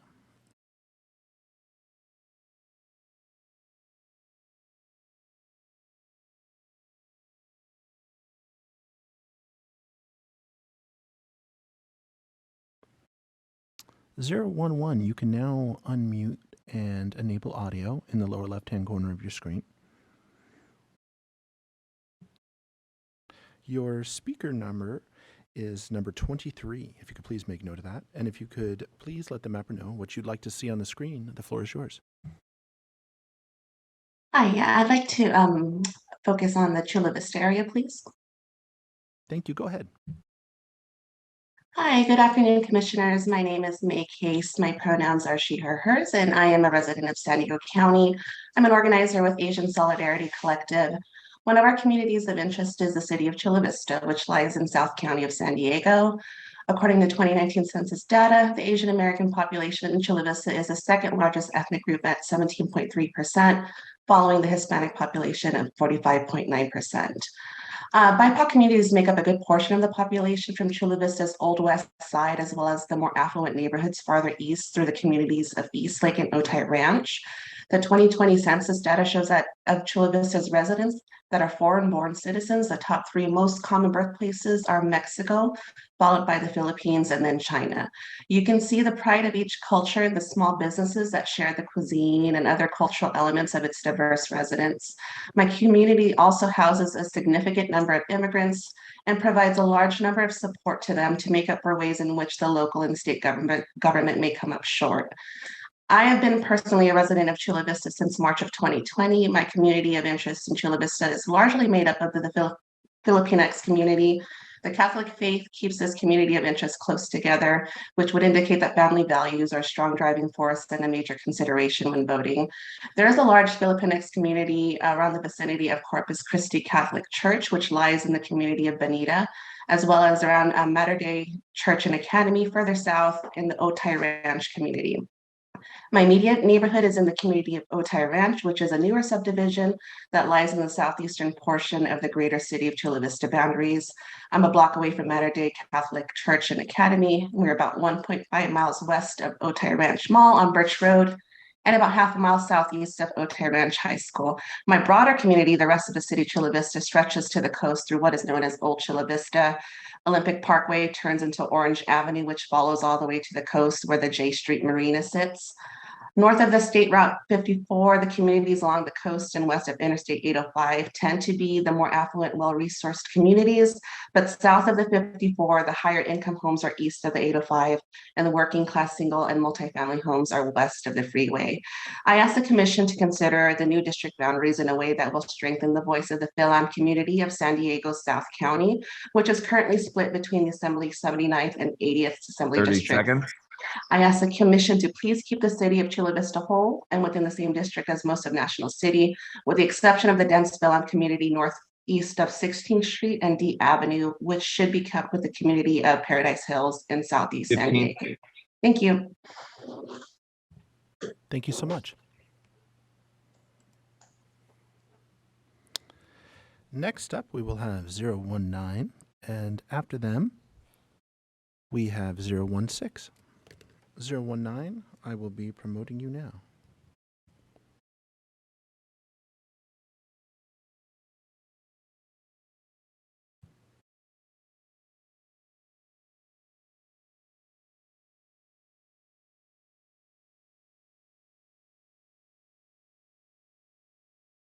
We're going to try audio only. Stand by. 019, you can now enable your audio. Okay. Your speaker order number is order number 24. If you could please make a note of that. And if you could let the mapper know what area you'd like to see on the screen, the floor is yours. Yes, sir. I will be talking about Encinitas, Carlsbad, Oceanside, and Vista. Thank you for that. Thank you. Go ahead. My name is Melanie Burkholder, and I'm a longtime resident, homeowner, business owner, mom, and activist in Carlsbad. Carlsbad is a wonderful place to live, work, and play. It features small and large businesses, ranging from the mom and pops all the way up to Viasat and Callaway Golf. Carlsbad is home to Legoland, California, the McClellan Palomar Airport, and the county's only desalinization plant. It's very important that the Commission understand Carlsbad and match it to other communities and areas that share our culture and needs. Carlsbad should be considered a community of interest with Vista, Carlsbad, and Inland Encinitas defined as east of the 5 freeway. Inland Encinitas features the same density of homeowners, similar businesses that connect the areas via El Camino Real, and open space preservation as Carlsbad, Oceanside, and Vista. The use of El Camino Real is a critical connection for businesses of this community of interest to the 78 corridor. Billions of dollars annually are generated through the 78 corridor, with El Camino Real being one of its central arteries.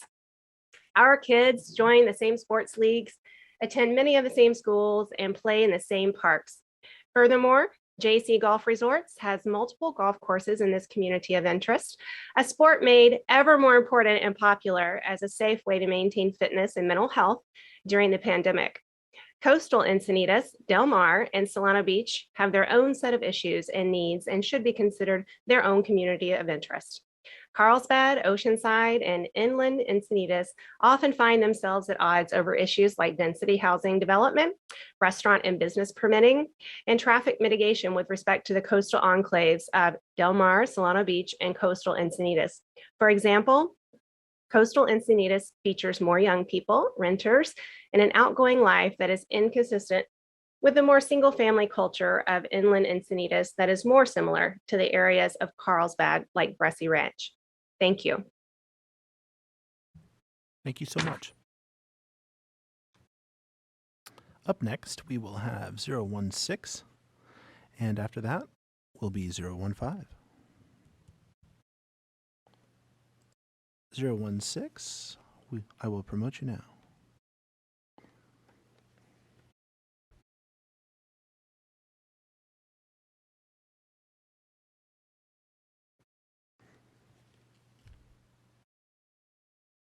Zero 16, you can now enable your audio and video in the lower left-hand corner of your screen. Your speaker order number will be number 25, if you could please make a note of that. And if you could please let the mapper know what area you'd like to discuss, the floor is yours. Hello, my name is Nao Kabashima. I'm the Executive Director of the Karen Organization of San Diego. We are a part of the AAPI and AMESA, the District Collaborative. I'm here to speak about City Heights area.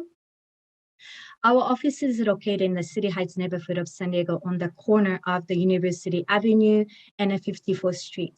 Since 2007, more than 2,200 refugees from Burma have been resettled in San Diego, and this is one of the newest refugee community in the region.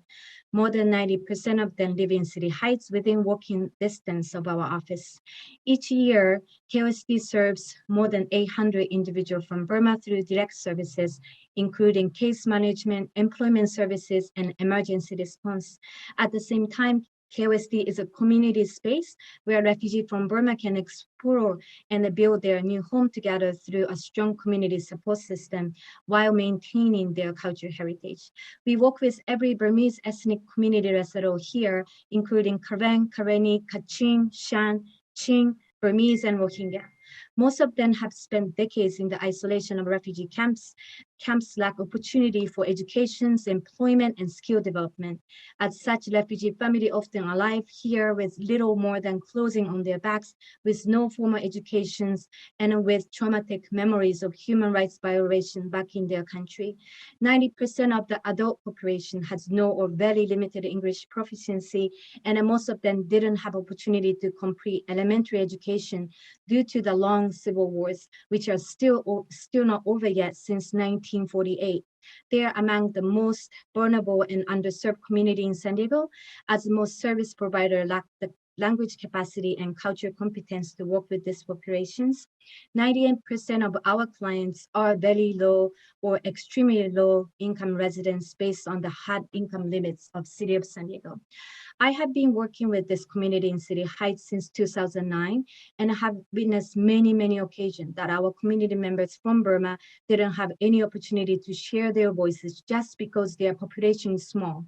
And over the past years, we've been working with many different refugee and newcomer groups in City Heights who share similar backgrounds and needs. So it is critical for us to keep the entire City Heights community within one district, so that we can amplify all refugee and newcomer voices and their needs are met. Currently, the City Heights are broken into 3 districts, 78, 79, and 80. At the same time, it is critical for City Heights to be in the same district with Southern Eastern San Diego so that we can unite and work together with fair representation. Thank you so much. Caller, may I ask a few clarifying questions? Yes, thank you. Would you please help me understand what the boundaries of City Heights is? And then also you mentioned Southeastern San Diego, if you can define that for me as well. Yeah, I can definitely follow up with the emails later on, but our family from Burma live in City Heights, which is bounded by Highway 805 to the west and 70th Street to the east, Highway 94 to the south, and Adams Avenue to the north. Great, we will thank you so follow up. much. Thank you. Thank you so much. Up next, we will have 015. And after that, we will have 021. 015, I will promote you now.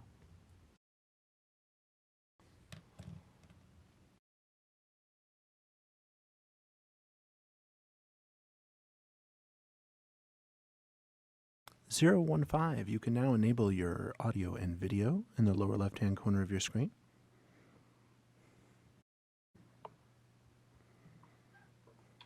Hi, my name is Mark Leo, Just a and I'm moment, with the Mark. Okay. Just a moment here. I get a couple things configured for your testimony.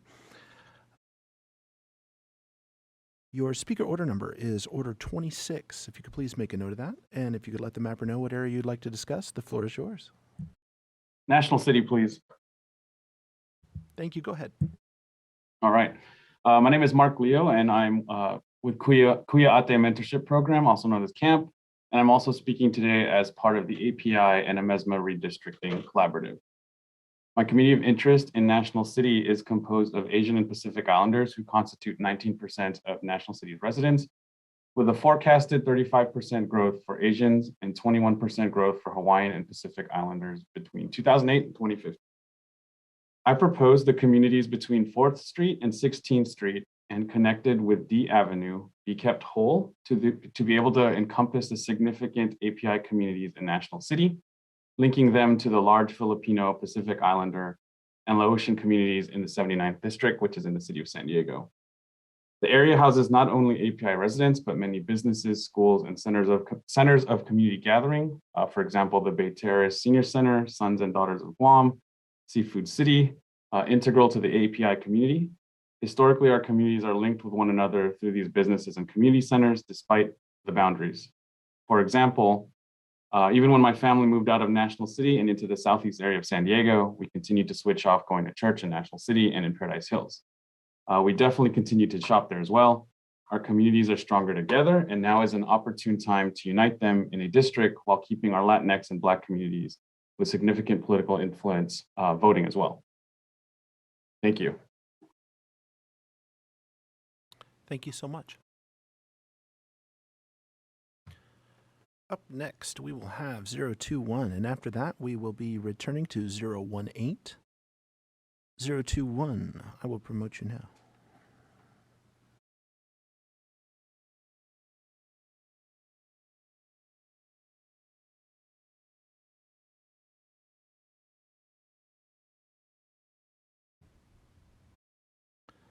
(021), you can now unmute and enable video in the lower left-hand corner of your screen. Hello. Your speaker order number is number 27. If you could please make a note of that. And if you could let the mapper know what area you'd like to discuss, the floor is yours. Today I'd like to discuss part of North County, San Diego. Currently, it's the northeastern extremity of the current 39th district, which juts out into the 38th district. I believe this area should be part of the 38th district. In particular, the communities I'm referring to are Black Mountain Ranch, Rancho Bernardo, San Pascal, Rancho Encinitas, north of the 56. And I believe that these areas, as well as Carmel Mountain Ranch, the city of Poway, South San Marcos, and Scripps Ranch are all one community of interest. This entire community of interest is largely a sprawling, dry suburban area with pockets of vegetation, including chaparral and some lightly forested areas. And you may notice that 8 of these communities I've listed have ranch in the name. There's a reason for that. I mentioned it to help you picture the area and also to illustrate a certain theme that these areas have, which can be hard to be put into words. The residents tend to be upper and are middle and upper middle class residents. There's a lot of young families, middle-aged, empty nesters, and retirees. The residents in these areas share homogeneous characteristics, and as a result, the constituents that live here also have common interests for their shared political will. I might add that many of them work in this areas as well. The people who live in these communities have very similar demographics. Residents tend to have similar income levels and rates of home ownership. From my experience, the folks living in these areas have a common culture and tend to have a lot of the same motivations and goals, such as their views on crime, family unit, education, environment, and taxes. The area is also geographically very similar throughout. For this reason, they have a shared fire safety concern, and it's why the area comes together whenever we have a fire emergency, which is fairly often. Residents also tend to share the same roads, schools, highways, and freeways. Finally, as a caveat, I'd argue that the Poway Unified School District is itself a community of interest. It includes the city of Poway, of course, as well as the city of San Diego communities of Rancho Bernardo and Rancho Penasquitos. Rancho Bernardo and Rancho Penasquitos are both currently in the 39th senatorial district, while the city of Poway is part of the 38th senatorial district. And it makes sense, much more sense for all 3 of them to be part of the 38th district.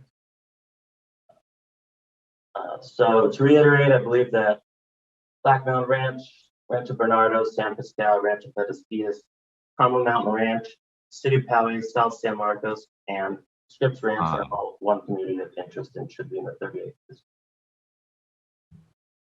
Thank you so much. Up next, we will be going back to 018.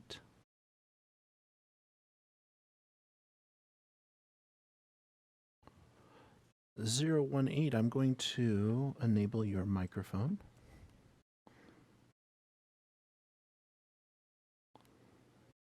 You can now unmute. Can you hear me? In the lower left-hand corner of your screen, if you could please unmute. Thank you. Can you hear me now? Yes, I can. Thank you. Wonderful. Your speaker order number is number 21. If you could make a note of that, please. And if you could remind the mapper what area you'd like to discuss, the floor is yours. Yes, the area would be Escondido and up into Temecula. Thank you. Go ahead, please. Well, good afternoon. My name is Stan Weiler. I'm an Escondido resident of over 50 years. I'm a managing partner in a land use planning and civil engineering firm called Howes Weiler Landy, and I'm currently serve my community as a member of the Escondido Planning Commission. Today, I'm testifying on behalf of my community to request that Escondido is kept in the same district as the city of Temecula, which is north of us off the I-15 corridor. Escondido and Temecula are connected by much more than just a freeway. Our two communities are involved in the agro-tourism industry, as many people travel through and stay in our cities to visit the many wineries between the San Pasqual Valley near Escondido and the Temecula wine country just outside the city of Temecula. The San Diego Region Integrated Lands Group serves and represents wineries and farmers in areas around both Temecula and Escondido. Our cities also share considerable workforce beyond agriculture. As a member of the Escondido Planning Commission, I know firsthand that some of our city staff travel to Escondido from Temecula, and likewise, some of my neighbors work in Temecula. As a personal note, one of my former colleagues from the Escondido Planning Commission actually moved up to the city of Temecula. And for these reasons, I'm requesting that Temecula and Escondido are included in the same district. Thank you very much for listening to my comments, and I appreciate your service. Thank you so much. Up next, we will have 014, and after that, we'll go to caller 2455.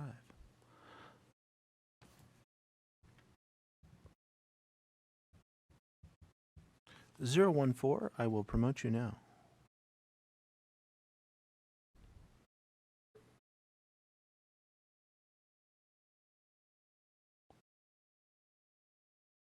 You can now enable your audio and video in the lower left-hand corner of your screen. Your speaker order number will be 28, if you could please make a note of that. And if you could let the mapper know what area you'd like to discuss, the floor is yours. Chula Vista, National City, and the greater San Diego City area, please.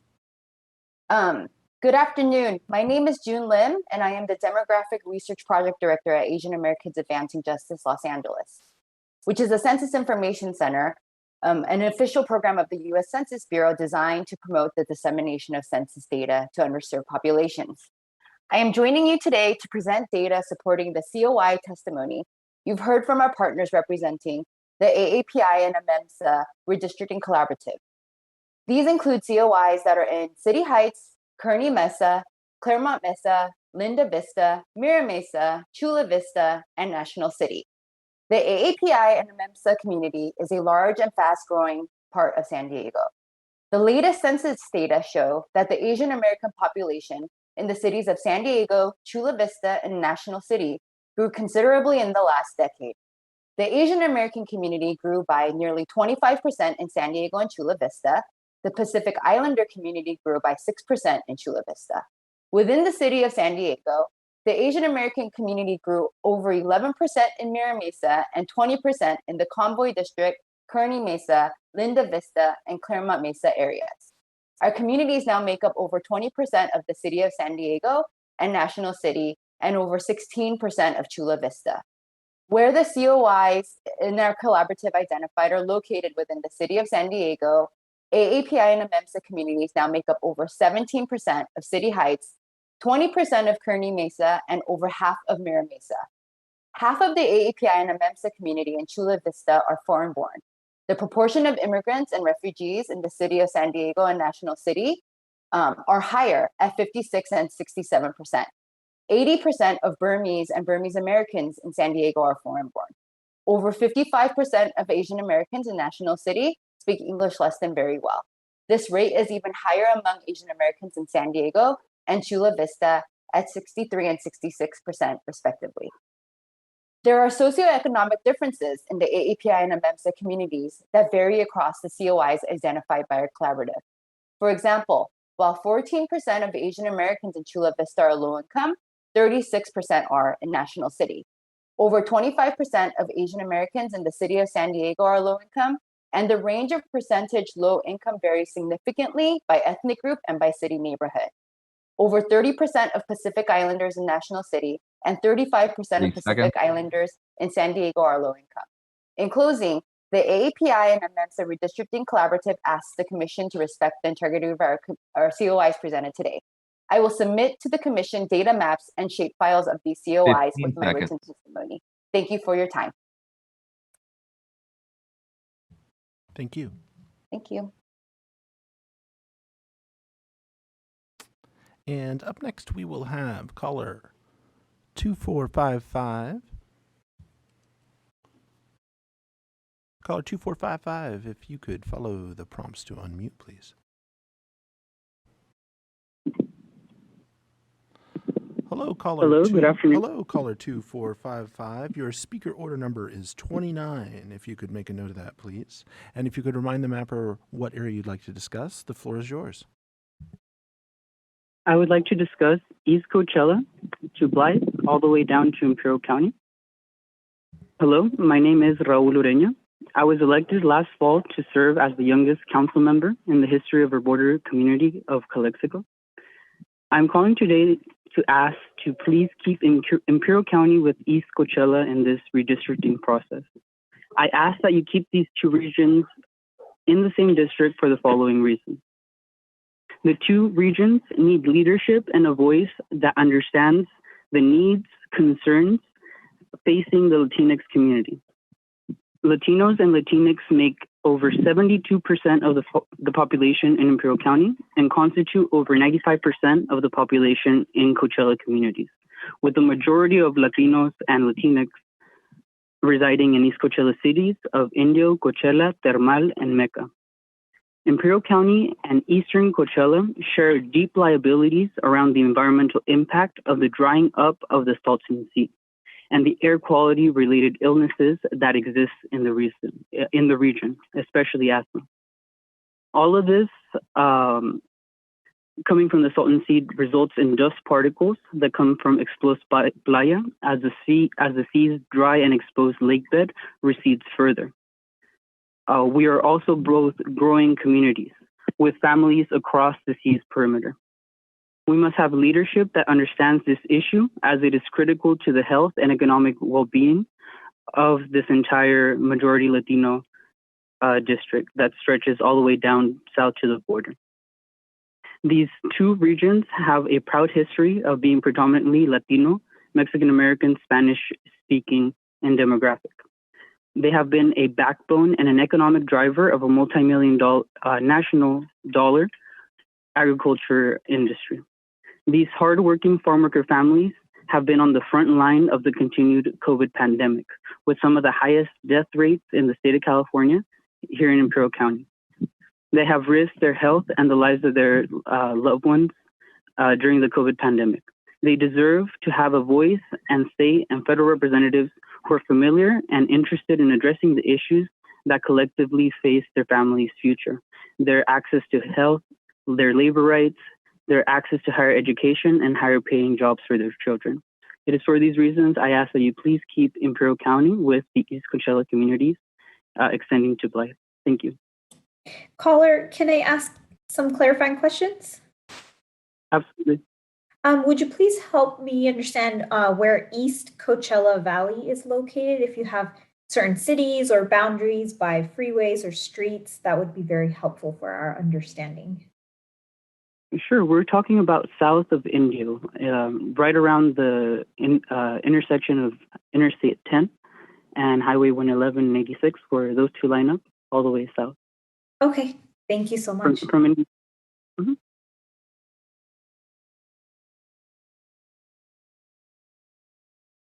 Thank you so much. And that is all our callers at this time, Chair. Great, thank you. Christian, is it possible to read the full call-in instructions, and then I'll ask our Spanish interpreter to do the same? Sounds good.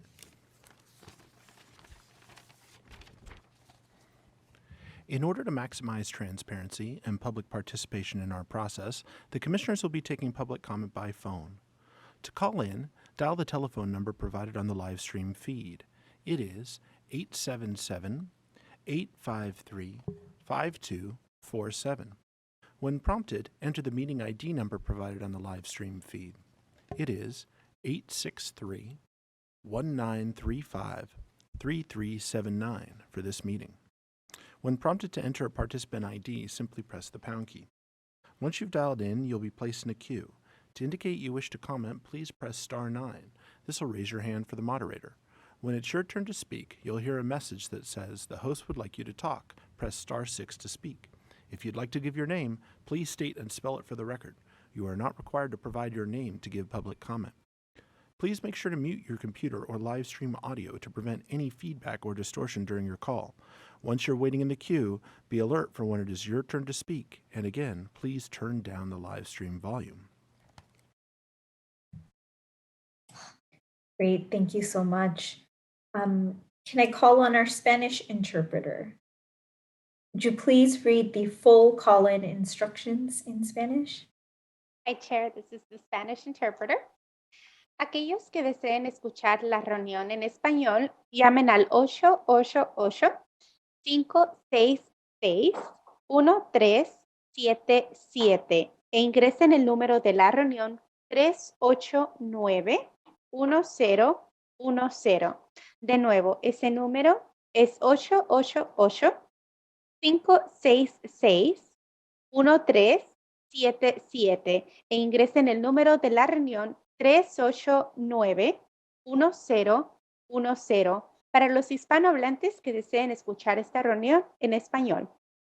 Si usted desea dar su comentario público, el número que debe llamar es 877-853-5247. De nuevo, ese número para dar su comentario público es 877-853-5247. Necesitará ingresar el número 863-1935-3379. Tendrá que llamar este nuevo número para poder dar su comentario público. Si usted necesita el servicio de un intérprete para dar su comentario, habrá uno disponible en este número. Si llama para dar su comentario público, no cuelgue o perderá su lugar en la fila. Gracias. Thank you. Thank you so much. Christian, do we have any callers? We do, Chair. We have caller 4644. If you could please follow the prompts to unmute.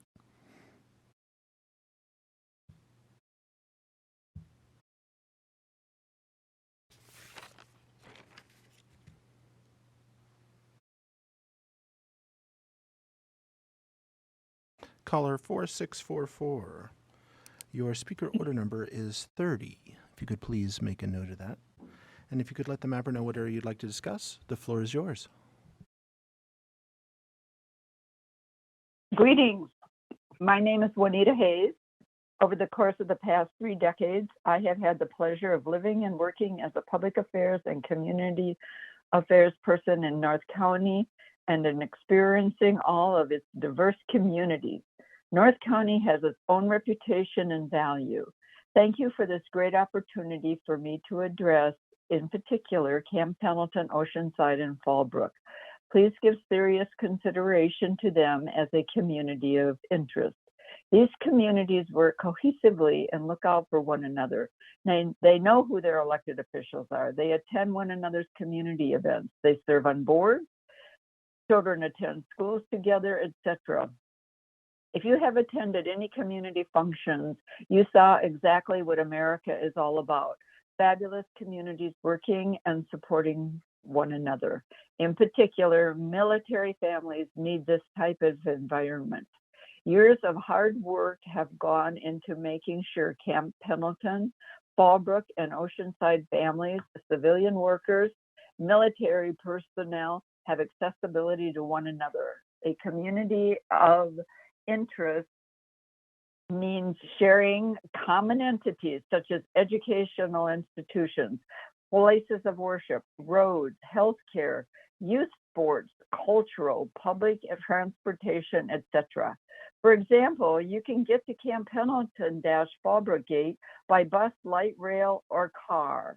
Additionally, many military members live in Fallbrook and commute in to the base along Ammunition Road directly into Camp Pendleton. It is critically important that the commission think about North County and its citizens, and voting citizens in particular, and especially designate Fallbrook, Camp Pendleton, and Oceanside as a community of interest in all districts they create. This compatibility exists now, and it should remain as it is. I appreciate your time, and good afternoon. Caller, can I ask you to hold for 1 second? I'm sorry, Chair, they hung up. Great. If the caller is listening to the live stream, if you can please share with us via email what you mean by South and Main Side Camp Pendleton. That would be very helpful.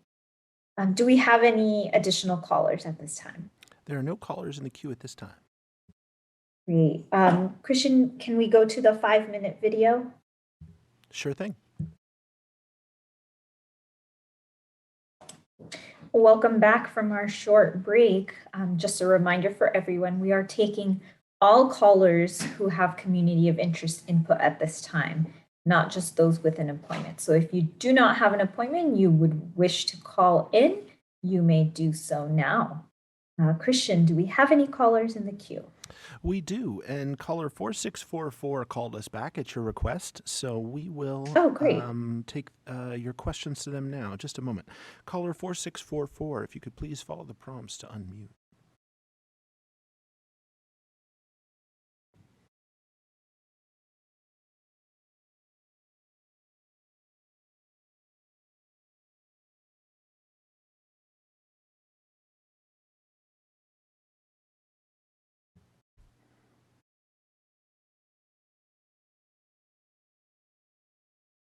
Caller 4644, if you could please press *6 to unmute at this time.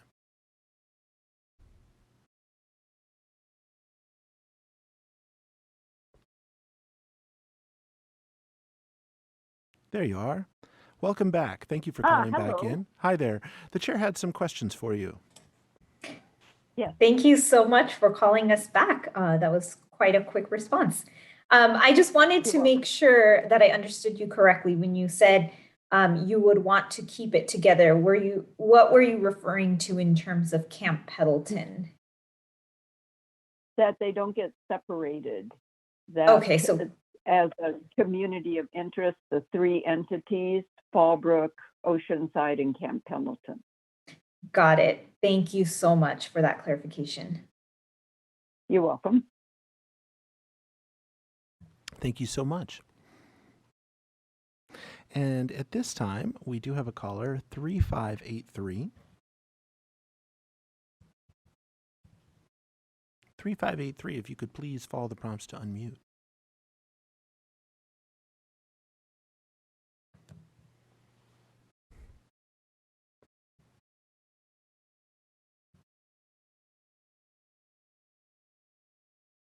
Hi, this is Jim Dowling. I'm the Hi, Vice Jim. President. Just a moment. If you, your speaker order number is number 31. If you could please make a note of that. And if you could let the mapper know what area you'd like to discuss, the floor is yours. I'd like to discuss Hamul. Thank you. Go ahead, please. All right. Yes, I'm Vice President of the Hamul School Board District. Up until the last redistricting, the majority of Hamul was in the 50th district.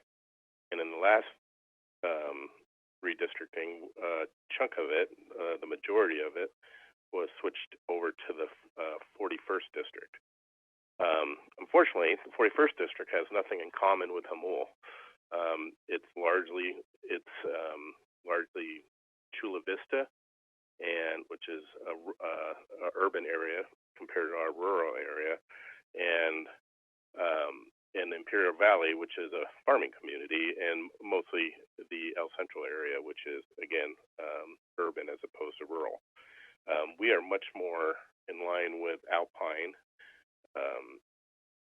and East County in general, Pine Valley, than we are with the urban area. We have been sorely unrepresentative since the change. And so I would request that we go back into the 50th district as opposed to being in the 41st.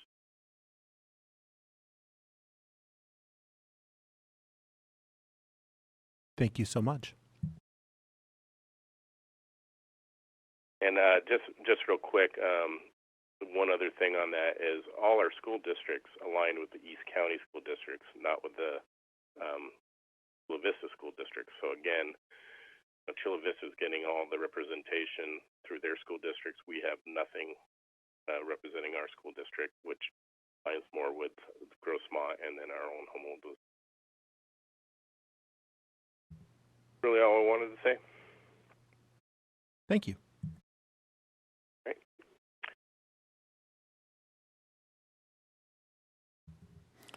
And that is all our callers at this time, Chair. All right. May I have the short call-in instructions read? And then after that, we'll see if we get any callers. If not, we can hop over to the 20-minute video. Sounds good. The Commission will now take public comment on community of interest public input.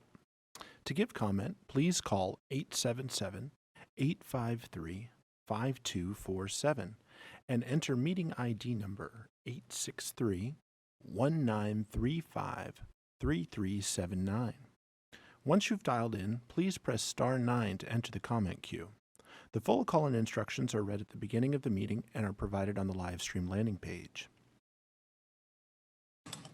Thank you so much.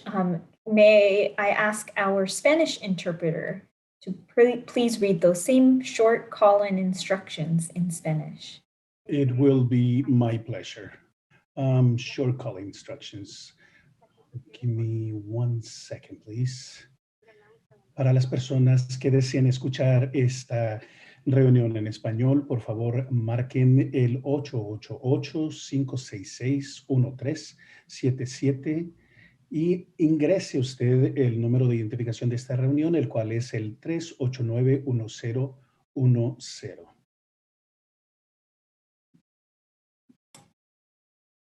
Thank you. With that, since we don't have any other callers in the queue, let's go to that 20-minute video at the close of that, we'll come back to this session, checking in if we have any callers, and then open the lines for public comment, general public comment as well.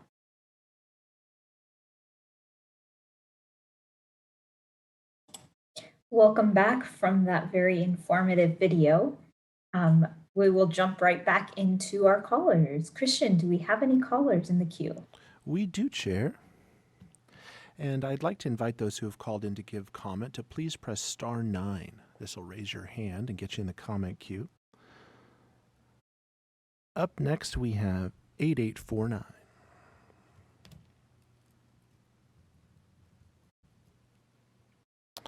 Caller 8849, and then after that, will be caller 7276. I see those hands. Thank you so much.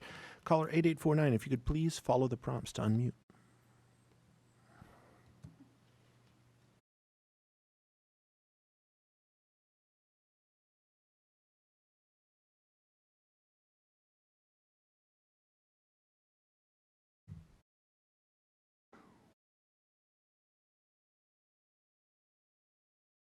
Caller 8849, if you could please press *6 to unmute.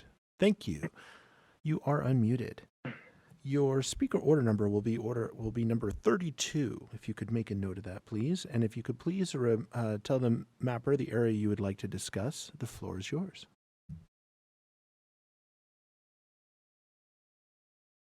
Hello, everyone. My name is Ian Henderson. I'm a resident of Newport Beach, California.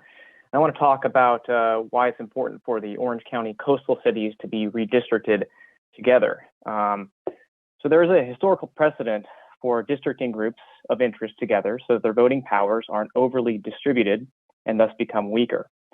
Like any other interest group, the people who live along the coastline have a mutual interest in their elected officials prioritizing the well-being and cleanliness of Orange County's coasts.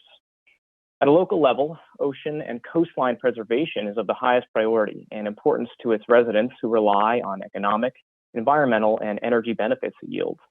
This interest, which extends beyond politics, must be protected during the redistricting process. The only way to truly protect these voices is to ensure they remain united in California's 48th congressional district by maintaining their voting power, not dividing it across multiple districts. California's 40th congressional district should move further south and encompass Dana Point, San Juan Capistrano, and San Clemente for the beach communities to get the most effective representation possible. I want to go in a little bit into tourism and the importance why tourism in the economy is for this particular area. It's important that we keep beaches clean, so it's vital for tourism and jobs. If we don't have these beaches maintained and kept open to a level where tourists want to visit them, thousands of people will lose their jobs and livelihoods. Why it's important and critical to have representative fighting for these Orange County communities. It's also important to know that elected officials prioritize measures that keep these beaches clean and beautiful for people to continue to visit coasts from all around the world. Orange County's economy depends on its ability to attract these tourists. 77% of Californians say the condition of ocean and beaches are very important to California's future, economy, and quality of life. Orange County deserves a representative who will prioritize the cleanliness and quality of its beaches. Coastal residents have previously felt the impact of unfortunate oil spills in the past, and they need representation from Washington fighting on behalf of policies that will prevent these kinds of catastrophes from happening again. In California's 48th congressional district, travel and tourism employs around 30,000 people, generating a little over $4.3 billion in spending. This vital coastline-driven industry needs to be unified and protected by a member of Congress. These communities of interest would be best served by expanding further south to Dana Point, San Juan Capistrano, and San Clemente. Orange County beaches face serious questions whether they'll be receiving federal funding for several years for sand replenishment projects. Sand replenishment typically happens every 5 to 7 years, but has not occurred since 2010. The impact of the delay is starting to show, and federal funding has not yet been secured. If the coastline is kept together, the community can ensure their voice is heard and the representative presses these issues. Thank you very much. Thank you. Christian, do we have time for one more caller before we take our mandatory break? I think we do. Oh, it looks like we are actually right at 6:15, Chair. All right, so what we'll do is we will take our mandatory 15-minute break. When we return, Commissioner Sinai will be taking leadership role in the rest of the meeting. We will open up the lines for community of interest input for those who had an appointment or did not have an appointment, as well as general public comment. So with that, we will meet back here at 6:30. Welcome back, California, to the California Citizen Redistricting Commission's Community of Interest Input Meeting, or COI, like we like to call them. For anyone who has joined us recently, we are offering an interpreted line for Spanish speakers to listen to the meeting. and a separate line for those who wish to provide public comment or public input. Could Jose please read the site translation of full call-in instructions? Most certainly, Commissioner. Para las personas que nos escuchan en español, que quieran escuchar esta reunión en español, favor de llamar al número 888-566-1377, repito, para escuchar en español, e ingrese el número de identificación de esta llamada, el cual es el 389-1010.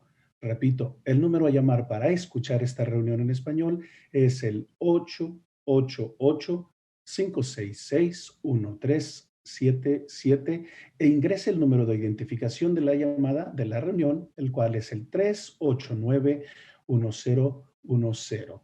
Madam Commissioner, did you want me to read also on how to give input? Sure. Very well. Si usted desea dar su aporte públicamente, el número a marcar es el 877-853-5247.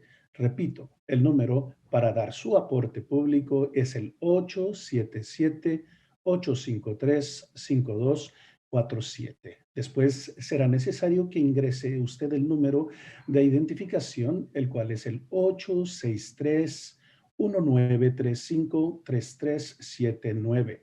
Necesitará marcar a este número telefónico para dar su aporte público.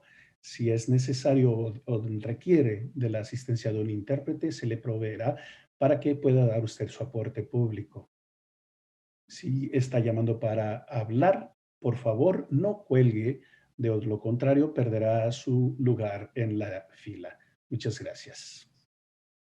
Gracias, Jose. My pleasure. This session is specifically dedicated to those who did not have an appointment. However, if you had an appointment and you were unable to call earlier, feel free to call in now.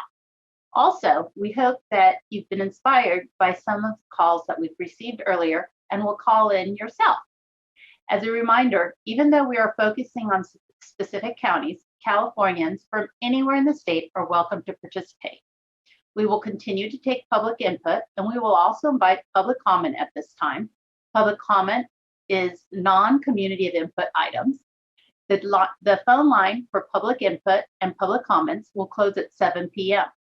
We will get to all callers who are in the line or in the queue at that time, and we'll go beyond 7 p.m. if needed to hear from you. I will pass this over to Christian, our comment moderator. Thank you so much, Chair. In order to maximize transparency and public participation in our process, the Commission will be taking public comment by phone for community of interest input, as well as general public comment for items not on the agenda. To call in, dial the telephone number provided on the live stream feed. It is 877-853-5247. When prompted, enter the meeting ID number provided on the live stream feed. It is 863-1935-3379 for today's meeting. When prompted to enter a participant ID, simply press the pound key. Once you've dialed in, you'll be placed in a queue. To indicate you wish to comment, please press star 9. This will raise your hand for the moderator. When it's your turn to speak, you'll hear a message that says the host would like you to talk. Press star 6 to speak. If you'd like to give your name, please state and spell it for the record. You're not required to provide your name to give public comment. Please make sure to mute your computer or live stream audio to prevent any feedback or distortion during your call. Once you're waiting in the queue, be alert for when it is your turn to speak, and again, please turn down the live stream volume. And we do have a caller with their hand raised. Caller 7276. If you could please follow the prompts to unmute.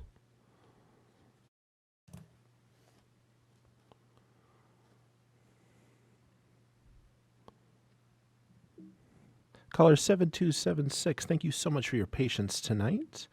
Your speaker order number is speaker order number 33, if you could please make a note of that.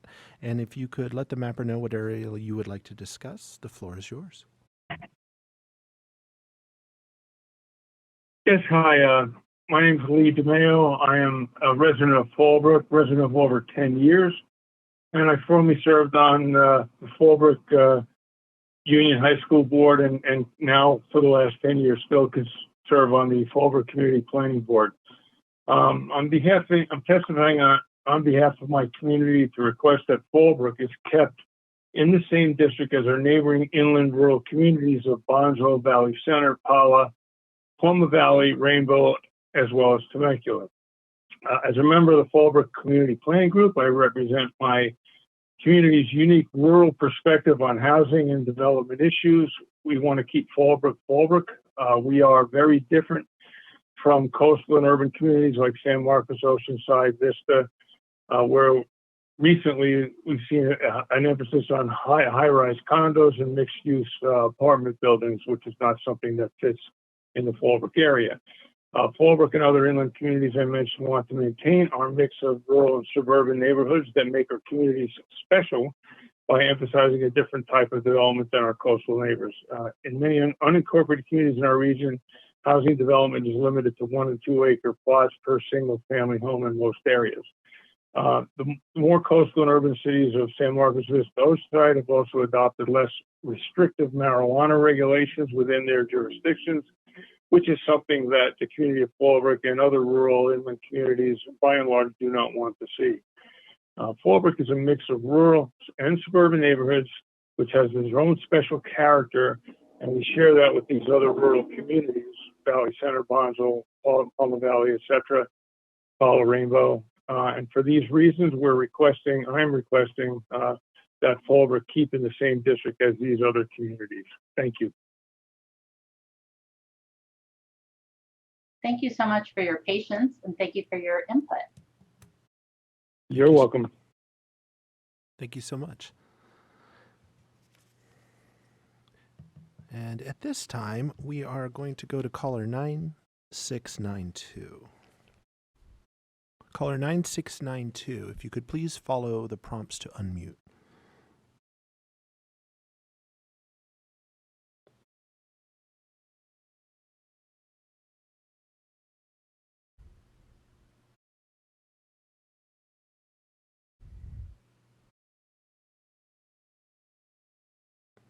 Caller 9692 has decided to disconnect at this time. Up next, we have caller 5694.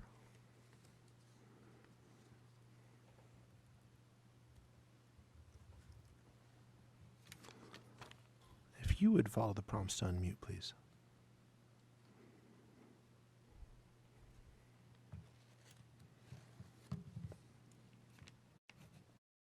Caller 5694, you are unmuted. Yeah, hi, this is... Hi, your speaker order number is 34. If you could please make a note of that for future reference. And if you could let the mapper know what area you'd like to discuss, the floor is yours. My name is Jose Franco Garcia. I'm the Policy Director with Environmental Health Coalition, discussing the San Diego, the further south area of San Diego. Just calling, to reaffirm our desire to be that the South County communities of Barrio Logan, National City, Logan Heights, Sherman Heights, down to West Chula Vista and down to the border be kept together in an assembly district and other districts. These communities, as an environmental justice organization, we have worked in these communities for decades now to fight for environmental justice, fight for reducing toxic pollution, improving air quality, more access to healthy communities, to green space, to fair public transit that's healthy and equitable. And as we've fought for those, we've found our communities having a united voice in a strong district is very crucial for that. Once we get split into different districts, our message our strength gets watered down, and so we desire that these communities be kept together. We also have a very keeping the cultural relevance of those communities alive is also very important. We have a strong background, historical communities there, many Latino families, many families of color that have lived in those communities, speak English as a second language, a lot of cultural identity that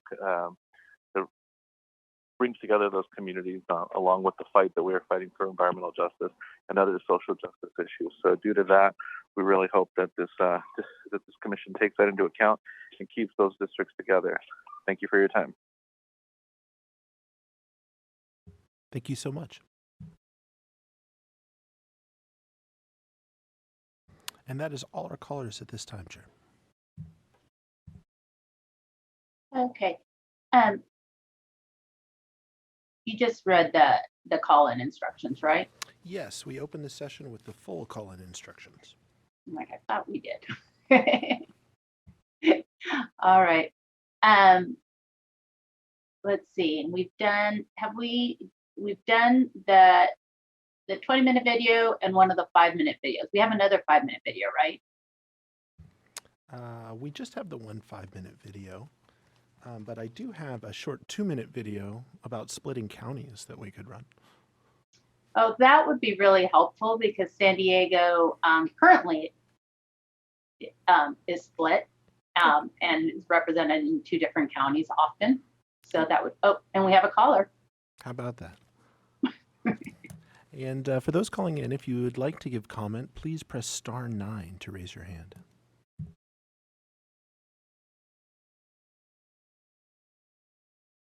Thank you so much. We see that hand. Caller 2302. Please follow the prompts to unmute.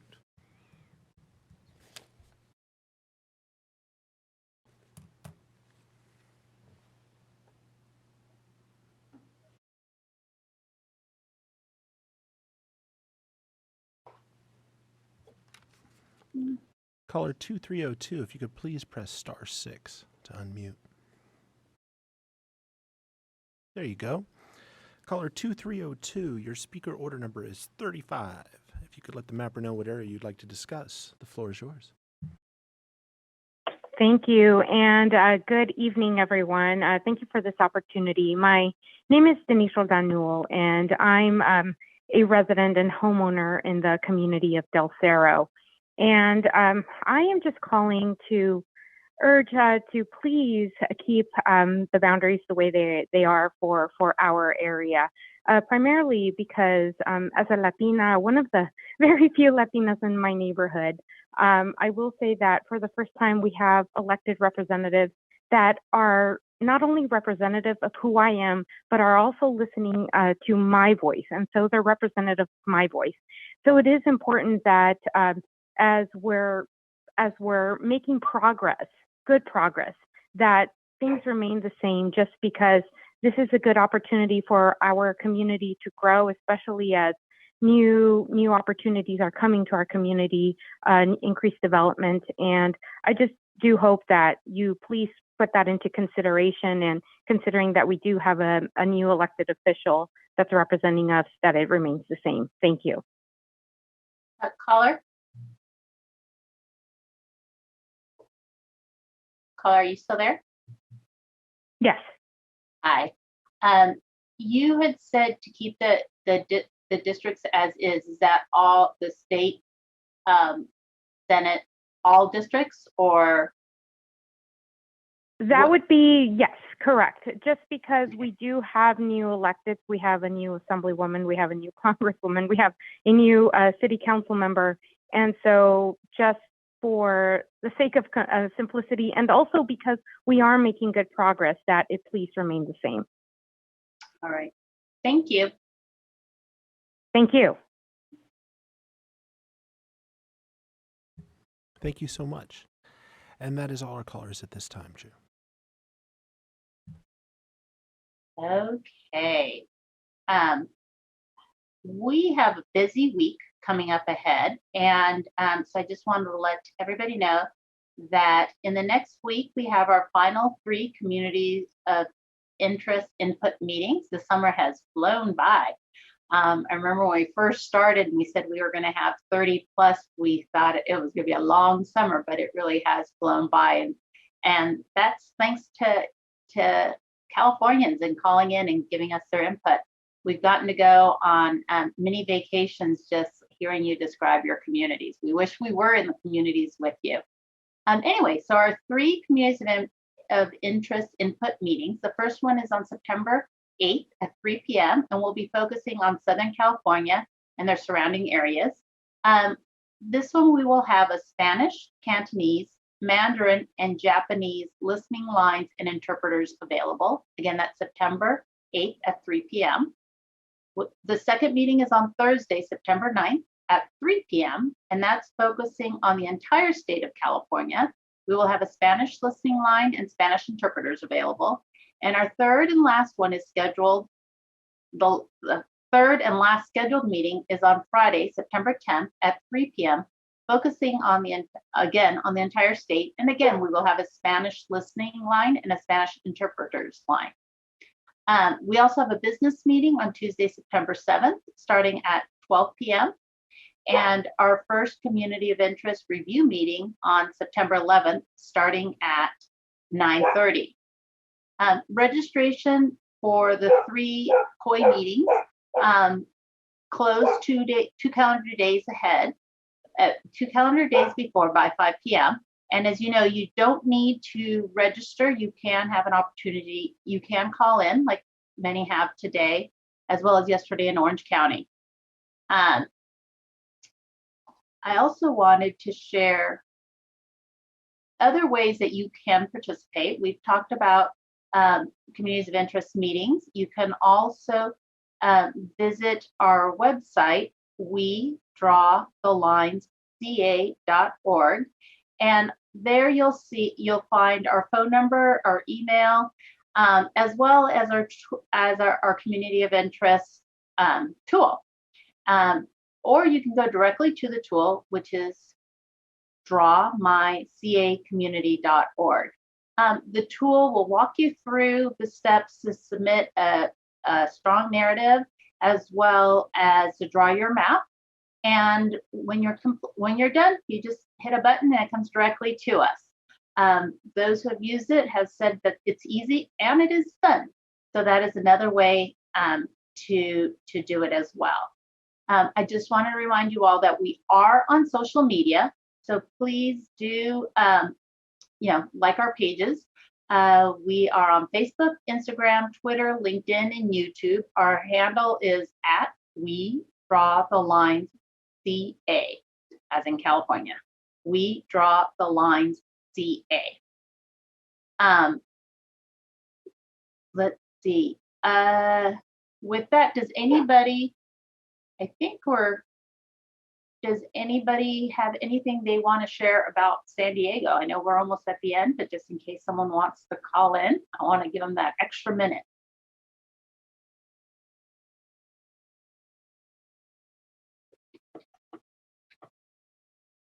No, none? All right. So, well, Commissioner Ahmed and I want to thank you all for joining our Community of Interest Input meeting today. Obviously, so do all the staff and other commissioners as well. We want to thank the line drawers, the interpreters, the many staff members who make this run so smoothly. Thank you for making us look so good. I also want to thank our fellow commissioners, and I especially want to say gracias, salamat, shukran, thanks to all the association and individuals who have helped the community understand the importance of participating, has encouraged them and coached them and supported them in calling in or submitting the ACOI through our tool. This is truly a team effort, and we want to thank all of you. With that, I think I can say this meeting is adjourned.